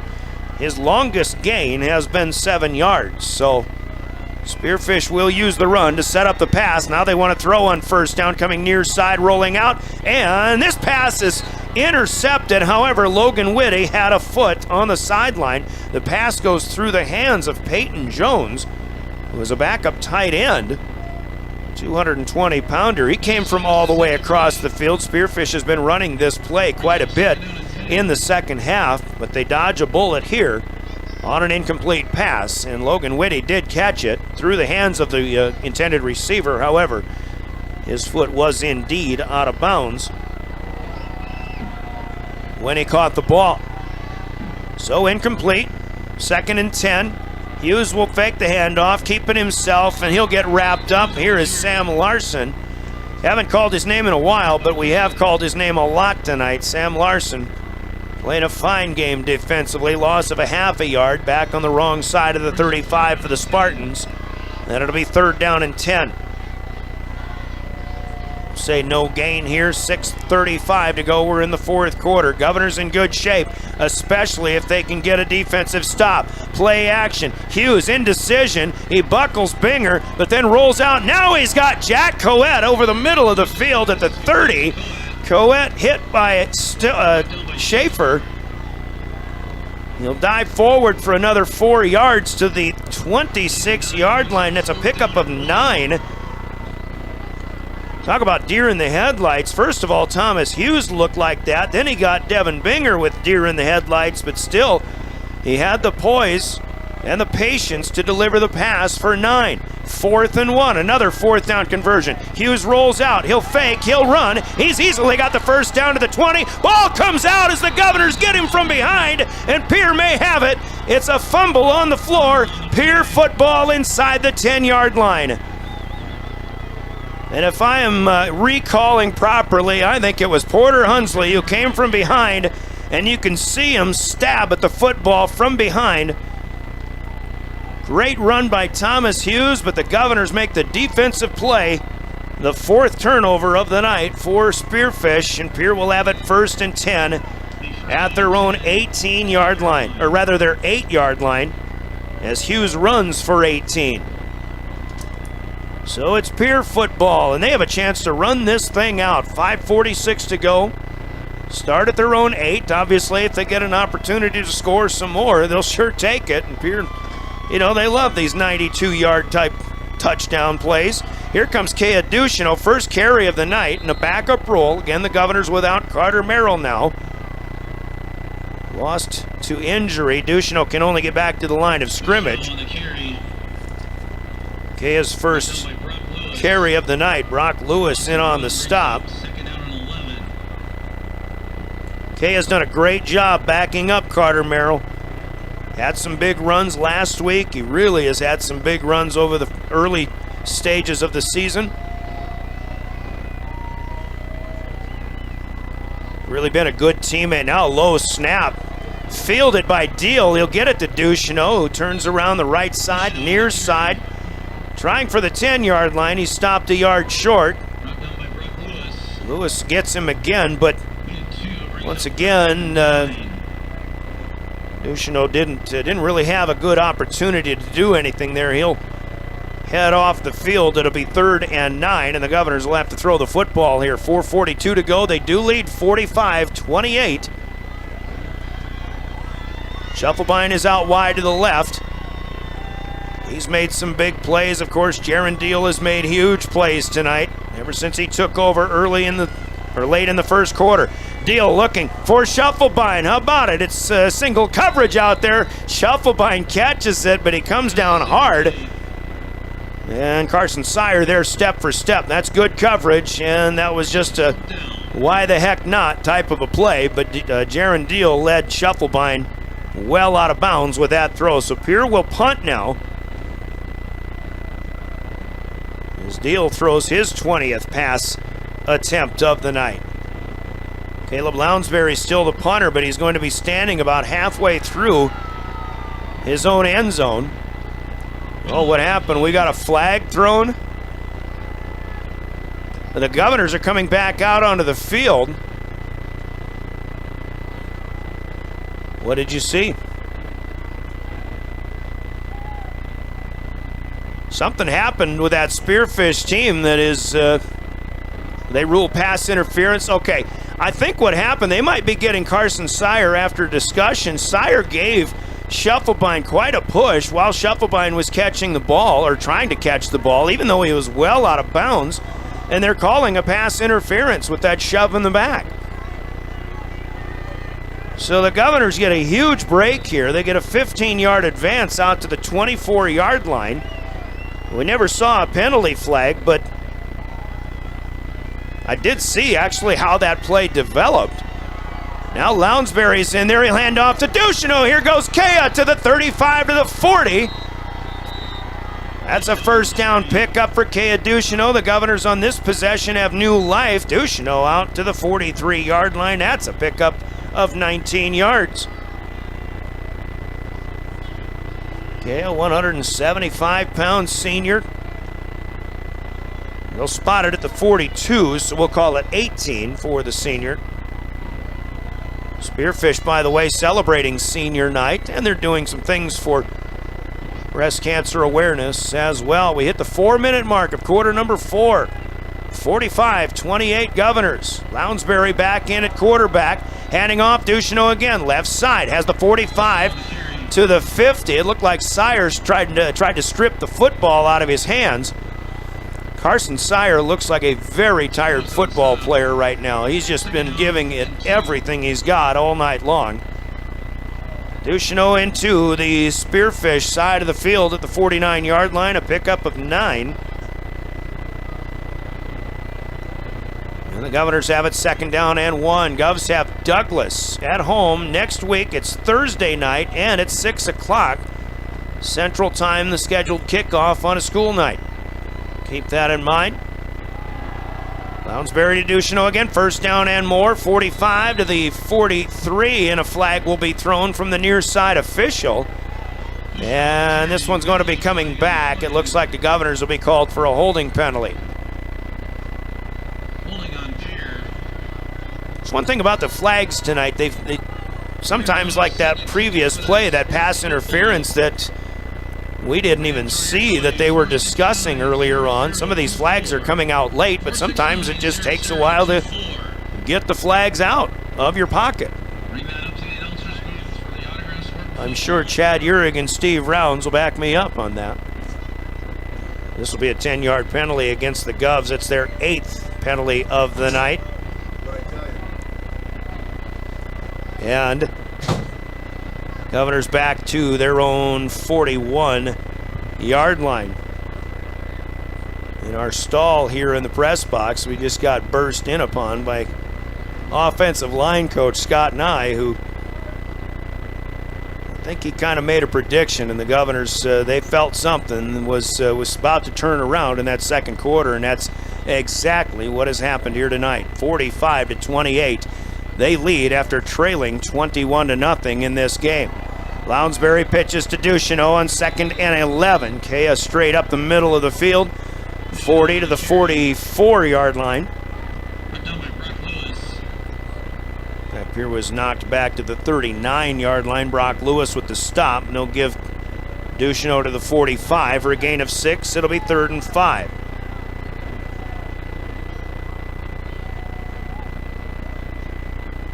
Well, the Pierre offensive line doing the job. They've really opened up some running lanes, but a lot of things happened tonight when Jaron Deal was playing quarterback.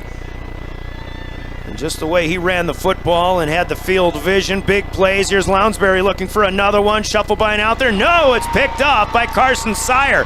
Sire wins this battle. He's returning it. Actually, this is Thomas Hughes. Out across the 30 to the 34-yard line. Thomas Hughes makes a fine play. Thomas Hughes right on the money this time, right on the money. Highlight plays are brought to you by Rounds Financial Services in Pierre. So Spearfish at least fights this one off. Time is not their friend right now, though. They've got 2:14 left. Unfortunately for Lounsbury, his tough night continues. And Thomas Hughes just won the battle that time. Lounsbury throws his 3rd interception of the evening. So Spearfish has it back, and they'll go to work from their own 33. Once again, just 2:14 to play. Spearfish has their Northern Hills rivalry next week, which is a traditional season ender. They'll play the Sturgis Scoopers. Spearfish will be in that postseason mix. Here's a bobbled snap as Hughes will now step up, and he'll throw short of Vavruska. Vavruska is looking at the umpire, and he probably thinks that, well, that's why he lost sight of the football. Unfortunately, Cade Vavruska, well, that's just where the umpire typically sets up. Incomplete pass. Both teams have run a lot of plays tonight. We've got 2:09 to go. Hughes wants to throw again. Rolls out, and he's got his man at the 45-yard line with some room to run. This is Sire across the 50, and then 3 or 4 Governors will meet up with him and push him back from the Pierre 48-yard line. 19 yards for Thomas Hughes to Carson Sire. Last year, these two teams met in the postseason. After meeting in the regular season, of course, both meetings at Hollister Field and Pierre. Here's Hughes ready to throw again and coming back to try to get it, but can't get it off his shoe tops. That's Vavruska. It'll be 2nd down and 10. Incompletion doesn't hurt Spearfish here. They get a clock stoppage with that. Postgame is 1 minute and 48 seconds of game time away. We'll chat with Coach Steve Steele. Obviously going to be, if the Governors hang on, which they should do, it's going to be a great victory. And there's movement by Spearfish, and then the Governors are in the neutral zone after that. But this looks like a false start for Skylar Bryant, a big offensive lineman. Spearfish has hurt themselves with penalties tonight. And that was still one of the things I believe that Coach Thomas Teason had mentioned in our pregame chat. That's their 12th penalty called tonight. Man in motion is Peyton Jones. Comes to the left end. Now Hughes wants to throw. He's wrapped up, but it will throw it over the top of everybody. Jack Coet, the intended receiver, but out of bounds, and a pretty good rush here by Maximus Schmitz.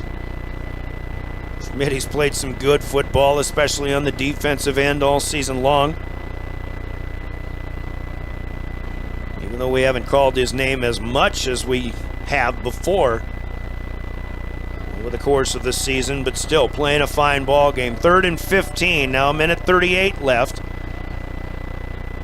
At the Spearfish 48, they'll keep it on the ground. Mick Bosch with some running room. He'll cross the 50 and then get hit hard. Let's call his name again, Max Schmitz. Brings him down at the Governor 47. Well, they called it a gain of 5, but it's actually a gain of 10 because They had a penalty before that. Mick Bosch's longest gain of the night. But it is 4th and 5 from 15 to 10. Gain of 5. Hughes throws near side. Pass is caught by Vavruska, but he is out of bounds with Lincoln Schoenhardt defending. And that is going to bring to an end that drive for the Spearfish Spartans and essentially be the final nail in the coffin for the Spartans on this one. After leading 21-0, the Governors switched some things up. They came to life. And now with 1:04 to go, they've got a couple of kneel downs. Spearfish can still use timeouts if they want to, but it is pretty academic here as Pierre leads 45-28. A 45-7 run after trailing 21-0 early in this one. Caleb Lounsbury will take the snap. Lounsbury had an outstanding ball game in the win over Sturgis a week ago. Tonight was not his night, but still, Caleb Lounsbury shows his worth as a teammate. He yields to Jaron Deal, the sophomore, who leads the Governors to a victory. And again, we'll have plenty to talk about coming up in our Family Dental postgame. Pierre only needs to snap it one more time. They are going to move to 5-3 on the season. Spearfish will fall to 5-3. There's your final snap of the football, and on the Gales Gas Service scoreboard, the Pierre Governors, a spirited victory, an inspired victory after losing their brother Carter Merrill to an injury in the first quarter of this one. But your final score on that Gales Gas Service scoreboard, it's Pierre 45 and the Spearfish Spartans 28. Parity has not been kind to the road teams in 11AA this year, but the Governors break that trend just as Watertown did at T-Area a week ago. And Pierre comes up with a big victory tonight. 45-28 scoreboard from Gales Gas Service in Pierre. When it gets cold, and it is chilly tonight, use their budget plan and keep full service to stay warm all season long with Gales Gas Service in Pierre. Govs win tonight on River 92.7. Let's pause for 3 minutes. We'll come back and chat all about it. It's your Family Dental postgame. When we return, Family Dental with offices in Pierre and Gettysburg. We're back in 3 minutes. Governor Football is on your official voice of the Govs, River 92.7 and drgnews.com.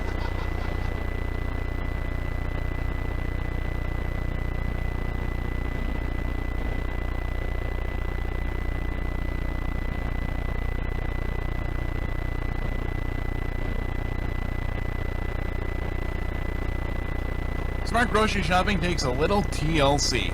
Thrifty, local, and convenient. Dakota Marts in Pierre and Fort Pierre. Walk down the aisles and find the highest quality meats, freshest produce, and delicious bakery and deli items. This week's special Best Choice 12-pack pop with assorted flavors, 3 for $9. On your way home, stop at Dakota Mart Gas and save up to 20 cents per gallon every day. Dakota Mart, your hometown neighborhood market.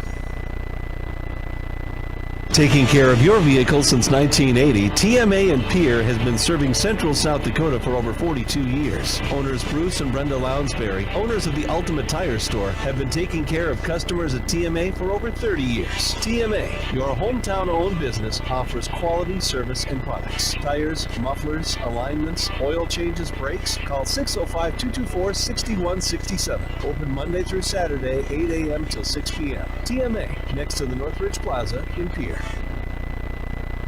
At First Dakota, we don't like to brag about ourselves. So when Forbes named us South Dakota's best bank again, we faced a dilemma. Thankfully, we have the state's best customers, so we're happy to brag about them instead. After all, they inspire us every day. The farmers, the business owners, the families. Without them, we'd be just another bank. So thank you to all of our amazing customers. We wouldn't be here without you. First Dakota National Bank, member FDIC. May Adam Law Firm of Pierre offers superior legal representation.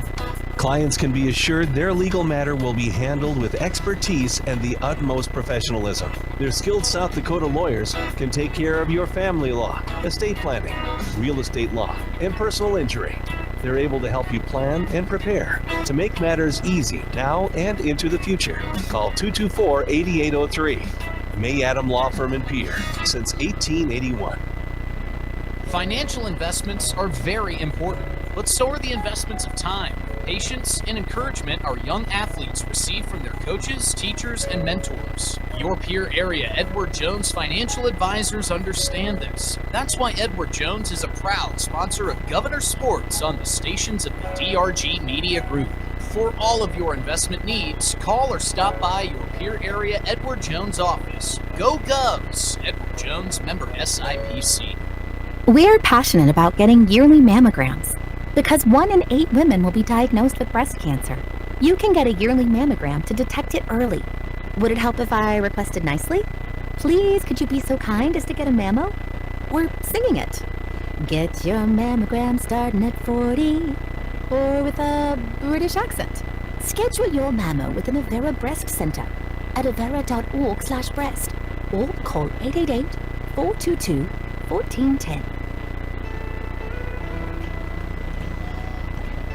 Well, a good night overall for the Pierre Governors as they come from 21-0 down for the second time in 4 weeks. But this time, unlike 3 weeks ago, they're able to get a victory out of it. And just another example where the Pierre Governors are the Pierre Governors, and you just never can count them out of a football game, no matter what the score is. And just the interesting thing about this one is it's a very different character in the story that is writing things, and that tonight was Jaron Deal, the sophomore, who came in to take the place of Caleb Lounsbury. A couple of things happened in this game. Lounsbury, after a great game last week, got off to a rocky start tonight, and then the Governors lose Carter Merrill to a leg injury that does appear to be quite significant. We'll talk to the coach who's making his way across the field. It'll be a little bit before he gets up here, but Pierre, just inspirational, comes up with big plays throughout the night. Now, I've been saying, I just realized something right now. I thought I saw Carter Merrill on crutches earlier, but instead of seeing 24, it's actually 74. It's Tucker Ott who went down on the same play that Carter Merrill did, but Tucker Ott is on crutches. He's the one that the Govs also lost him for the game, but Carter Merrill did apparently get taken to the hospital with that leg injury, and you can only hope for the best and pray for the best, really, for Carter Merrill. But again, a chance to chat with Coach Steve Steele about that in just a little bit.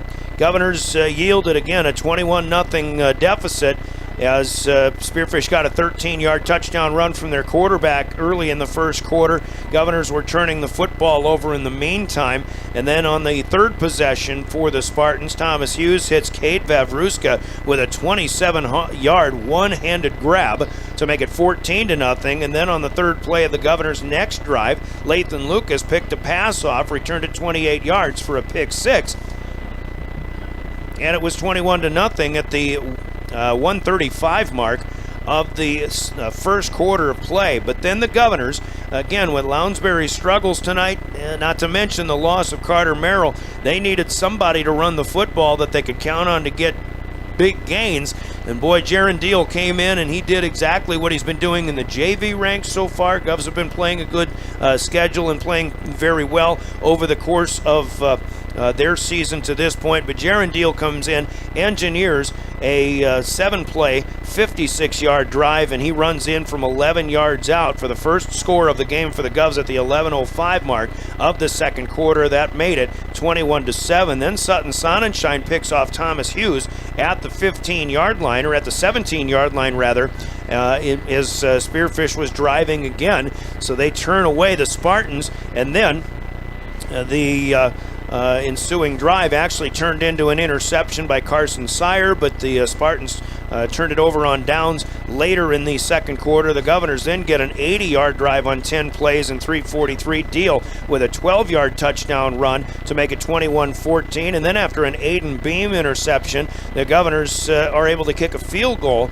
at the tail end. In fact, on the last play of the first half, to make it 21-17. That's where we were at the half, and we'll give you the rest of the recap of the second half coming up. But let's gear up the head coach, Steve Steele, to chat about this one after a 1-minute timeout. This is your Family Dental postgame. Govs win tonight on River 92.7. Wegner Auto Company is a fourth-generation family-owned business established in 1907. We're the oldest dealer in South Dakota, and for more than 100 years now, we've been delivering quality vehicles with a commitment to customer satisfaction and service. Visit Wegner Auto in Pierre for your next car, truck, or sport utility vehicle, and see for yourself why we've been so successful for so long. Visit WegnerAuto.com anytime to browse the current inventory or schedule a service appointment. Wegner Auto in Pierre. Our reputation means a great deal since 1907. Hag Ag specializes in providing agricultural solutions to fit your farm's needs. Hag Ag is locally owned and serves central and western South Dakota. Brandon has over 20 years experience in the ag industry with extensive knowledge of this area. Hag Ag provides one stop for all your Pioneer seed and chemical needs and offers ground and aerial application. Call Brandon Hag today at 605-216-6758. 605-216-6758.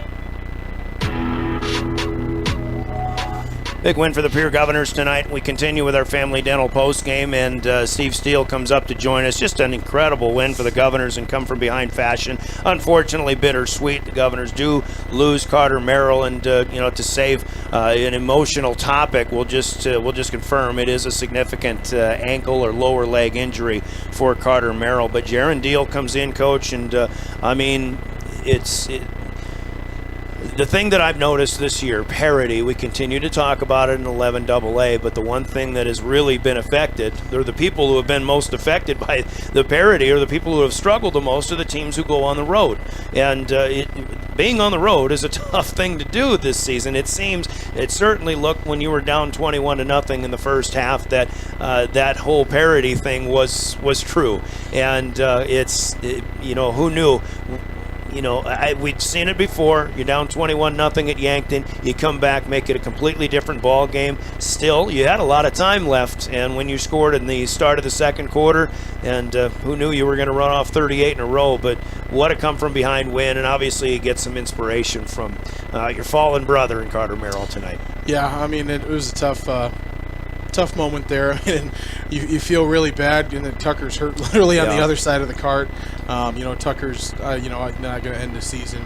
Wasn't able to come back tonight, but it was definitely an emotional mood swing there with Carter going down, and then we kind of felt as a coaching staff we just needed some form of a spark. I think that was we've always got some change ups and some curveballs in there, and Jaron was our curveball tonight, and then that was kind of our philosophy was, if they can't hit it, let's just keep doing it and keep doing it. And what a performance by Jaron. Yeah, is that something that you really were kind of waiting to put in and try somewhere along the way? Because obviously when Carter goes down, you need a legitimate running threat, and you can ground and pound with Kea Duchino, but man, Jaron Deal, there's so many things you can say about him, and to me it was sure he's making plays coming out and scrambling out of the pocket. He's waiting as long as possible for that rush to come, but he's so quick to get away from it. And it's I think there's a lot of people who kind of knew what he was capable of, but the rest of us are just finding out, and we're just, again, awestruck at the capabilities of this Governor football team. Yeah, and I think that's one of the reasons he's been at receiver during the years. I mean, you have what he can do with the ball in his hands. You saw tonight more than you've seen the rest of the season. Yeah. I mean, then you have Scheffelbein with the ball in his hands. You've got Terwilliger with the ball in his hands. I mean, it really gives you a lot of weapons on the perimeter. And then, the hard part, of the run game today with a running back is they kind of loaded the box. And the value of being able to go empty with Jaron is that you can't empty the box. You can't jam the box completely because we have all these receivers out there that you've got to cover, and then that allowed some seams to be there, and he ran very confident, he ran very hard, and he ran very far. You said there would be big plays in this game in our pregame conversation, and certainly it was Spearfish making them all, and their playmakers were very impressive. That Vavruska's one-handed catch in the end zone was ridiculous, and then what were you thinking when it was 21-0 at that point, and just absolutely nothing going your way? Yeah, and honestly, looking back, that game felt like it took 6 hours. It did? You know, I mean, and I don't know how long it actually took, but it took a while, you know, and so, I mean, I think the good part of that when we were down 21-0 is it felt like the game had just started. Yeah. You know, I don't know how long. It wasn't very far into the game. So, you know, at that point, you know, I credit a lot our guys and our coaches did a phenomenal job of keeping everyone focused on task. You know, we focused on the body language, staying up, and, you know, making the next one. You know, we knew we had to get the next score, and then once we got that, you know, you just kind of stack things together. And, you know, again, Carter Templeton comes in. That was a huge field goal to go in and make that at the end of the half. Jacoby LaRoche came in and made some beautiful kickoffs to start the second half and stuff to really keep the field position in our favor. And I said it was a full team effort, but it was just really good to see everybody. No one panicked. You know, there's obviously the emotional downswing, I would say, at 21-0 was more for Carter than it was for our situation at the time. You know, and so many offensive big plays, but you still have the defensive big plays, and that field goal you alluded to at the end of the first half doesn't happen if Aiden Beam doesn't do exactly what he did in Huron. I mean, the kid just he shields receivers away from their own routes, and he just has the position. He again did it not once but twice tonight, and you guys picked off a few passes. Obviously, you threw a few picks, but the turnovers were a bit of a mess in this one. But it's just man, what a ball game, and what a great job by your defensive backs in this one. Yeah, I mean, there's so many things. I mean, it just felt like there was double the amount of plays in this game than there was in a normal game. You know, I mean, there was athletic plays all over the place. You know, I mean, Beam Porter has a couple really great defensive plays that are athletic. I mean, Cooper did tremendous on the defensive side of the ball, rushing the passer, and Max Schmidt's over there. And, you know, I said, you just can't say enough about so many guys. You know, that was kind of our message at halftime. Like, hey, we dug ourselves a pretty big hole. You know, you never know when your play's coming, but when it comes, you got to make it. And I think our guys did a great job of making the plays that came to them in the second half. And there's a play that doesn't show up in the stat sheet, and it was from Cooper Terwilliger on a 62-yard touchdown for Schuffelbein. How many yards did Cooper block off that Vavruska? And I mean, you could just see Schuffelbein could have, he could have just walked into that end zone because Terwilliger wasn't letting anybody by. Well, and it was back-to-back. I mean, the deal scramble on the drive before that. I mean, and that one was Cooper and Schuffelbein that really, as soon as they saw him running, they just stuck to their guy and gave him that cutback lane around the right side. I mean, Coop was incredible without the ball today. Yeah. And I think that's a lot of the stuff that you just don't see. You might be like, where's the catches? And I'm like, well, he was responsible for probably 260 yards today just with downfield blocking. So, I mean, he had a tremendous game out there. Absolutely. So, I mean, I'd love to talk about this one all night long, but I certainly don't want to keep you. It's late enough as it is. It's past 11 o'clock back home. So let's look ahead. You got Douglas for one more game, and obviously kind of a playoff tune-up, but another big win over a team that gives you some pretty good power points to add to the average, and now you're starting to get back to where you're hoping to be. Yep, that's all we got to do is keep winning the next game. So why don't you go out and do that, all right? And then we'll see you next Thursday. Coach, a great game, and we pray for those that are injured, and we'll look forward to talking with you next week, all right? Thanks. Steve Steele, the Governor, head coach, as Pierre comes from behind and wins it 45-28. Pierre 5-3, Spearfish falls to 5-3 as well. Let's take another 1-minute timeout, and we're back with more. Still plenty to talk about our Family Dental postgame. This is Governor football. Fall sports are here, and Beck Motor Company is proud to cheer on our local athletes. Just like teamwork on the field or court, you can count on teamwork at our dealership. Whether you're driving a new Chevy Equinox, a tough Chevy Silverado, or keeping your current ride in top shape with our service department, Beck Motor Company is here for all your automotive needs. Good luck to all our hometown teams this season. From your friends at Beck Motor Company, we're making a great deal better. www.beckmotors.com, 605-224-5912. There when you need them the most. Bank West Insurance agents Sam Kennecke and Angie Taylor are here to make your life easier. As an independent agency, we're able to customize an insurance plan to fit your individual needs. We work with dozens of companies to find you the best possible coverage and the best price. For your insurance needs, contact Sam or Angie at Bank West Insurance in Pierre. Bank West, convenient, connected, committed. Insurance products are not deposits, not FDIC insured, not insured by any federal agency, not guaranteed by any bank, and may go down in value.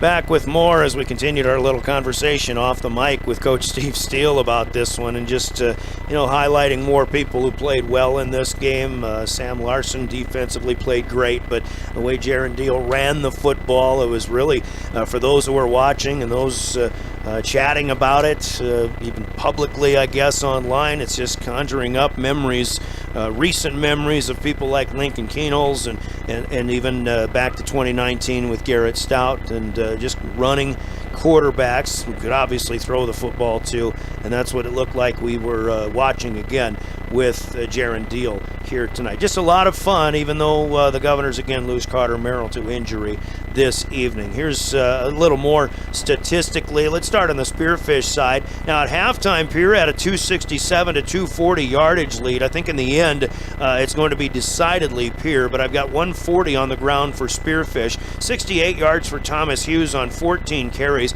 Mick Bosch carries 21 times for 59 yards. Jack Coette, 2 carries for 17 yards, had a 13-yard touchdown. Cade Vavruska, 1 carry for 6 yards. 140 on the game there. It is Thomas Hughes throwing the football a total of 31 times, and his receivers will catch, quick math, 16 passes, so 16 out of 31 on the game tonight, and I still haven't added up completely my passing stats, so I'll try to get that to you a little bit later on. Spearfish was hampered by penalties, had them at 12 penalties, 4 turnovers in this one. The second half offensively still belonged to the Pierre Governors. And here's what I've got for Pierre. We'll start on the ground, 278 on the ground, 232 yards for Jaron Deal. He finished it with that 72-yard touchdown run, and that comes on 18 carries for Jaron Deal tonight. Next in line will be Kea Duchino. Late in the game, 34 yards on 5 carries. Carter Merrill, before he went down, 5 carries for 16 yards. Caleb Lounsbury had a couple of kneel downs for losses of 4 yards, so that brings the Govs back to 278 on the ground. Through the air, had Lounsbury throwing for 38 yards tonight. He did throw 3 interceptions, but Jaron Deal, who also threw a 4th pick, still have him for 230 yards through the air. Both quarterbacks combined are 19 of 35 for 292 yards, and combined with 278 on the ground, that's a total of 570 yards. That is ridiculously good offense for the Pierre Governors. Carter Shufflebine, 9 catches, 168 yards, including a 62-yard touchdown. Hudson Stoser has a good game tonight. 5 catches for 57 yards, a long of 31. Cooper Terwilliger had a 33-yard touchdown catch and run, part of a 3-catch for 51-yard game, but I like the way Coach Steele mentioned Terwilliger helping out for about 260 yards of offense simply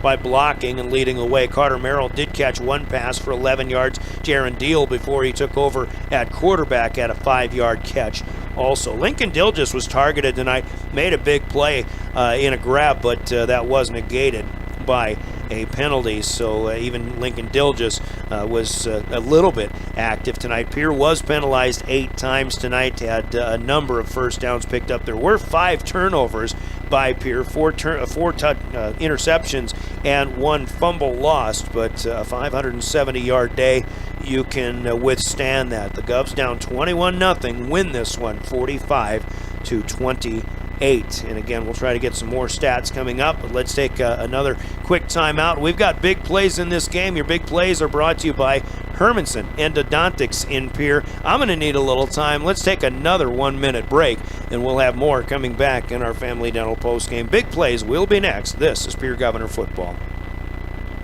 Dakota Storm Roofing is a locally owned roofing company in Pierre, specializing in both residential and commercial roofing services. They can handle your asphalt shingle, metal roofing, and flat roof needs. New construction, plus all types of roof repairs. They can handle the finishing touches, adding fascia, soffit, and gutters too. No job is too big or too small. For a free estimate, call Dakota Storm Roofing at 280-9794. Go to DakotaStormRoofing.com or find them on Facebook or Instagram. Do you love of watching high school sports but find yourself wanting to be more involved? LiveTicket.tv has the solution for you. They're looking for production managers to assist for this school year. Duties include the management of equipment as well as basic technological understanding. But don't stress, paid training will be provided. Part-time wages starting at $20 per hour. Call 833-605-LIVE, extension 2. That's 833-605-5483, extension 2, and punch your ticket to joining one of the fastest growing companies in South Dakota.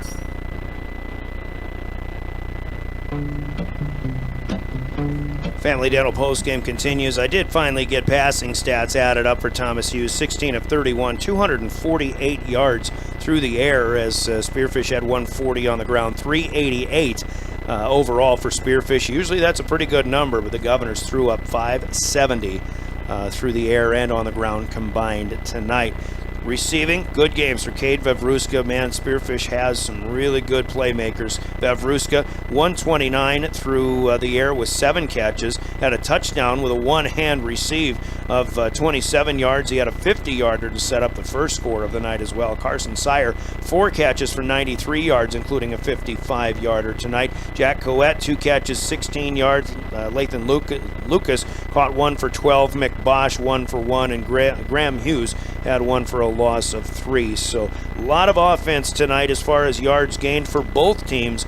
The Governors make big plays, and that's where we're at right now, talking about big plays in this game here tonight. So you're down 21-0 if you're the Governors. First of all, Cade Vevruska, such a sweet catch with one hand on that 27-yard touchdown. You could call that a big play in this game as well for the Spartans. The pick 6 was there as well, but Spearfish's offense just couldn't punch them in through the second and the third quarters. The Governor defense was making the big plays at the time, including stopping Spearfish on downs, I think 3 or 4 times in the red zone. So yeah, Spearfish certainly could have had even more than what they were already scoring in that first half. But big plays have to include, in all of the offense, 2 more interceptions for Aiden Beam tonight. Sutton Sonnenschein had an interception in the red zone. We can't overlook those plays made by the Governor defensive backs because Spearfish still had their offense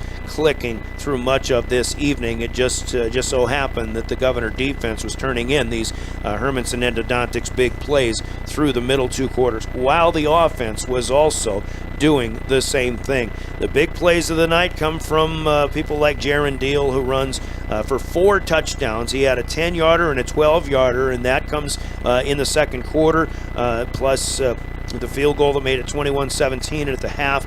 In the second half, Jaron Deal starts with a 41-yard touchdown run. He finished the night with a 72-yarder, but I think when the Governors finally took the lead, they get 17 points in the second quarter, and people were obviously thinking, because people were telling me through technology that hey, the feeling is if the Governors score first and continue to score in that third quarter, that Pierre was going to go on and win this football game, and that's exactly what they did. Throw in another big play on the 62-yard catch and run by Carter Shufflebine with the wall sealed off all the way by Cooper Terwilliger, who caught a 33-yarder himself. There's big plays all over the place. Hard to make one single one, but I think we've covered them all in a nutshell. Those folks are your big plays of the game, brought to you by Hermanson Endodontics in Pierre. Certainly had plenty of highlight plays for right on the money highlight plays too, sponsored by Rounds Financial Services in Pierre. So with that, it's just a matter of naming our player of the game, which is kind of a formality, but I think everybody's probably aware who our player of the game is going to be. Player of the game sponsored by Cowboy Country Stores in Pierre and Fort Pierre. We pat the back of the playmakers of the Spearfish Spartans, who played great tonight, but Pierre just made more plays. Your player of the game is coming up next after this from Cowboy Country Stores in Pierre and Fort Pierre. Anytime is a good time for Cowboy Country Stores in Pierre and Fort Pierre. Fall means hunting, sporting events, school activities. It means busy. Delicious, on-the-go, fresh foods from Cowboy Country Stores make life easy. Delight in the Champs Chicken Tenders Special. 6 tenders, just $8. 8 for $10 and 10 for $12. Add delicious sides and you're set. Convenience with a capital C. Cowboy Country Stores and Champs Chicken. Player of the game at Cowboy Country Stores. Let's see, who's the guy who had 232 yards rushing on 18 carries, 4 touchdowns on the ground, threw for 2 more scores through the air in throwing 20 passes, 2 of them for long scores. Did have that 1 interception, but also 230 yards through the air, accounting for 462 yards of total offense. Well, let's make that 467. He caught a pass for 5 yards too.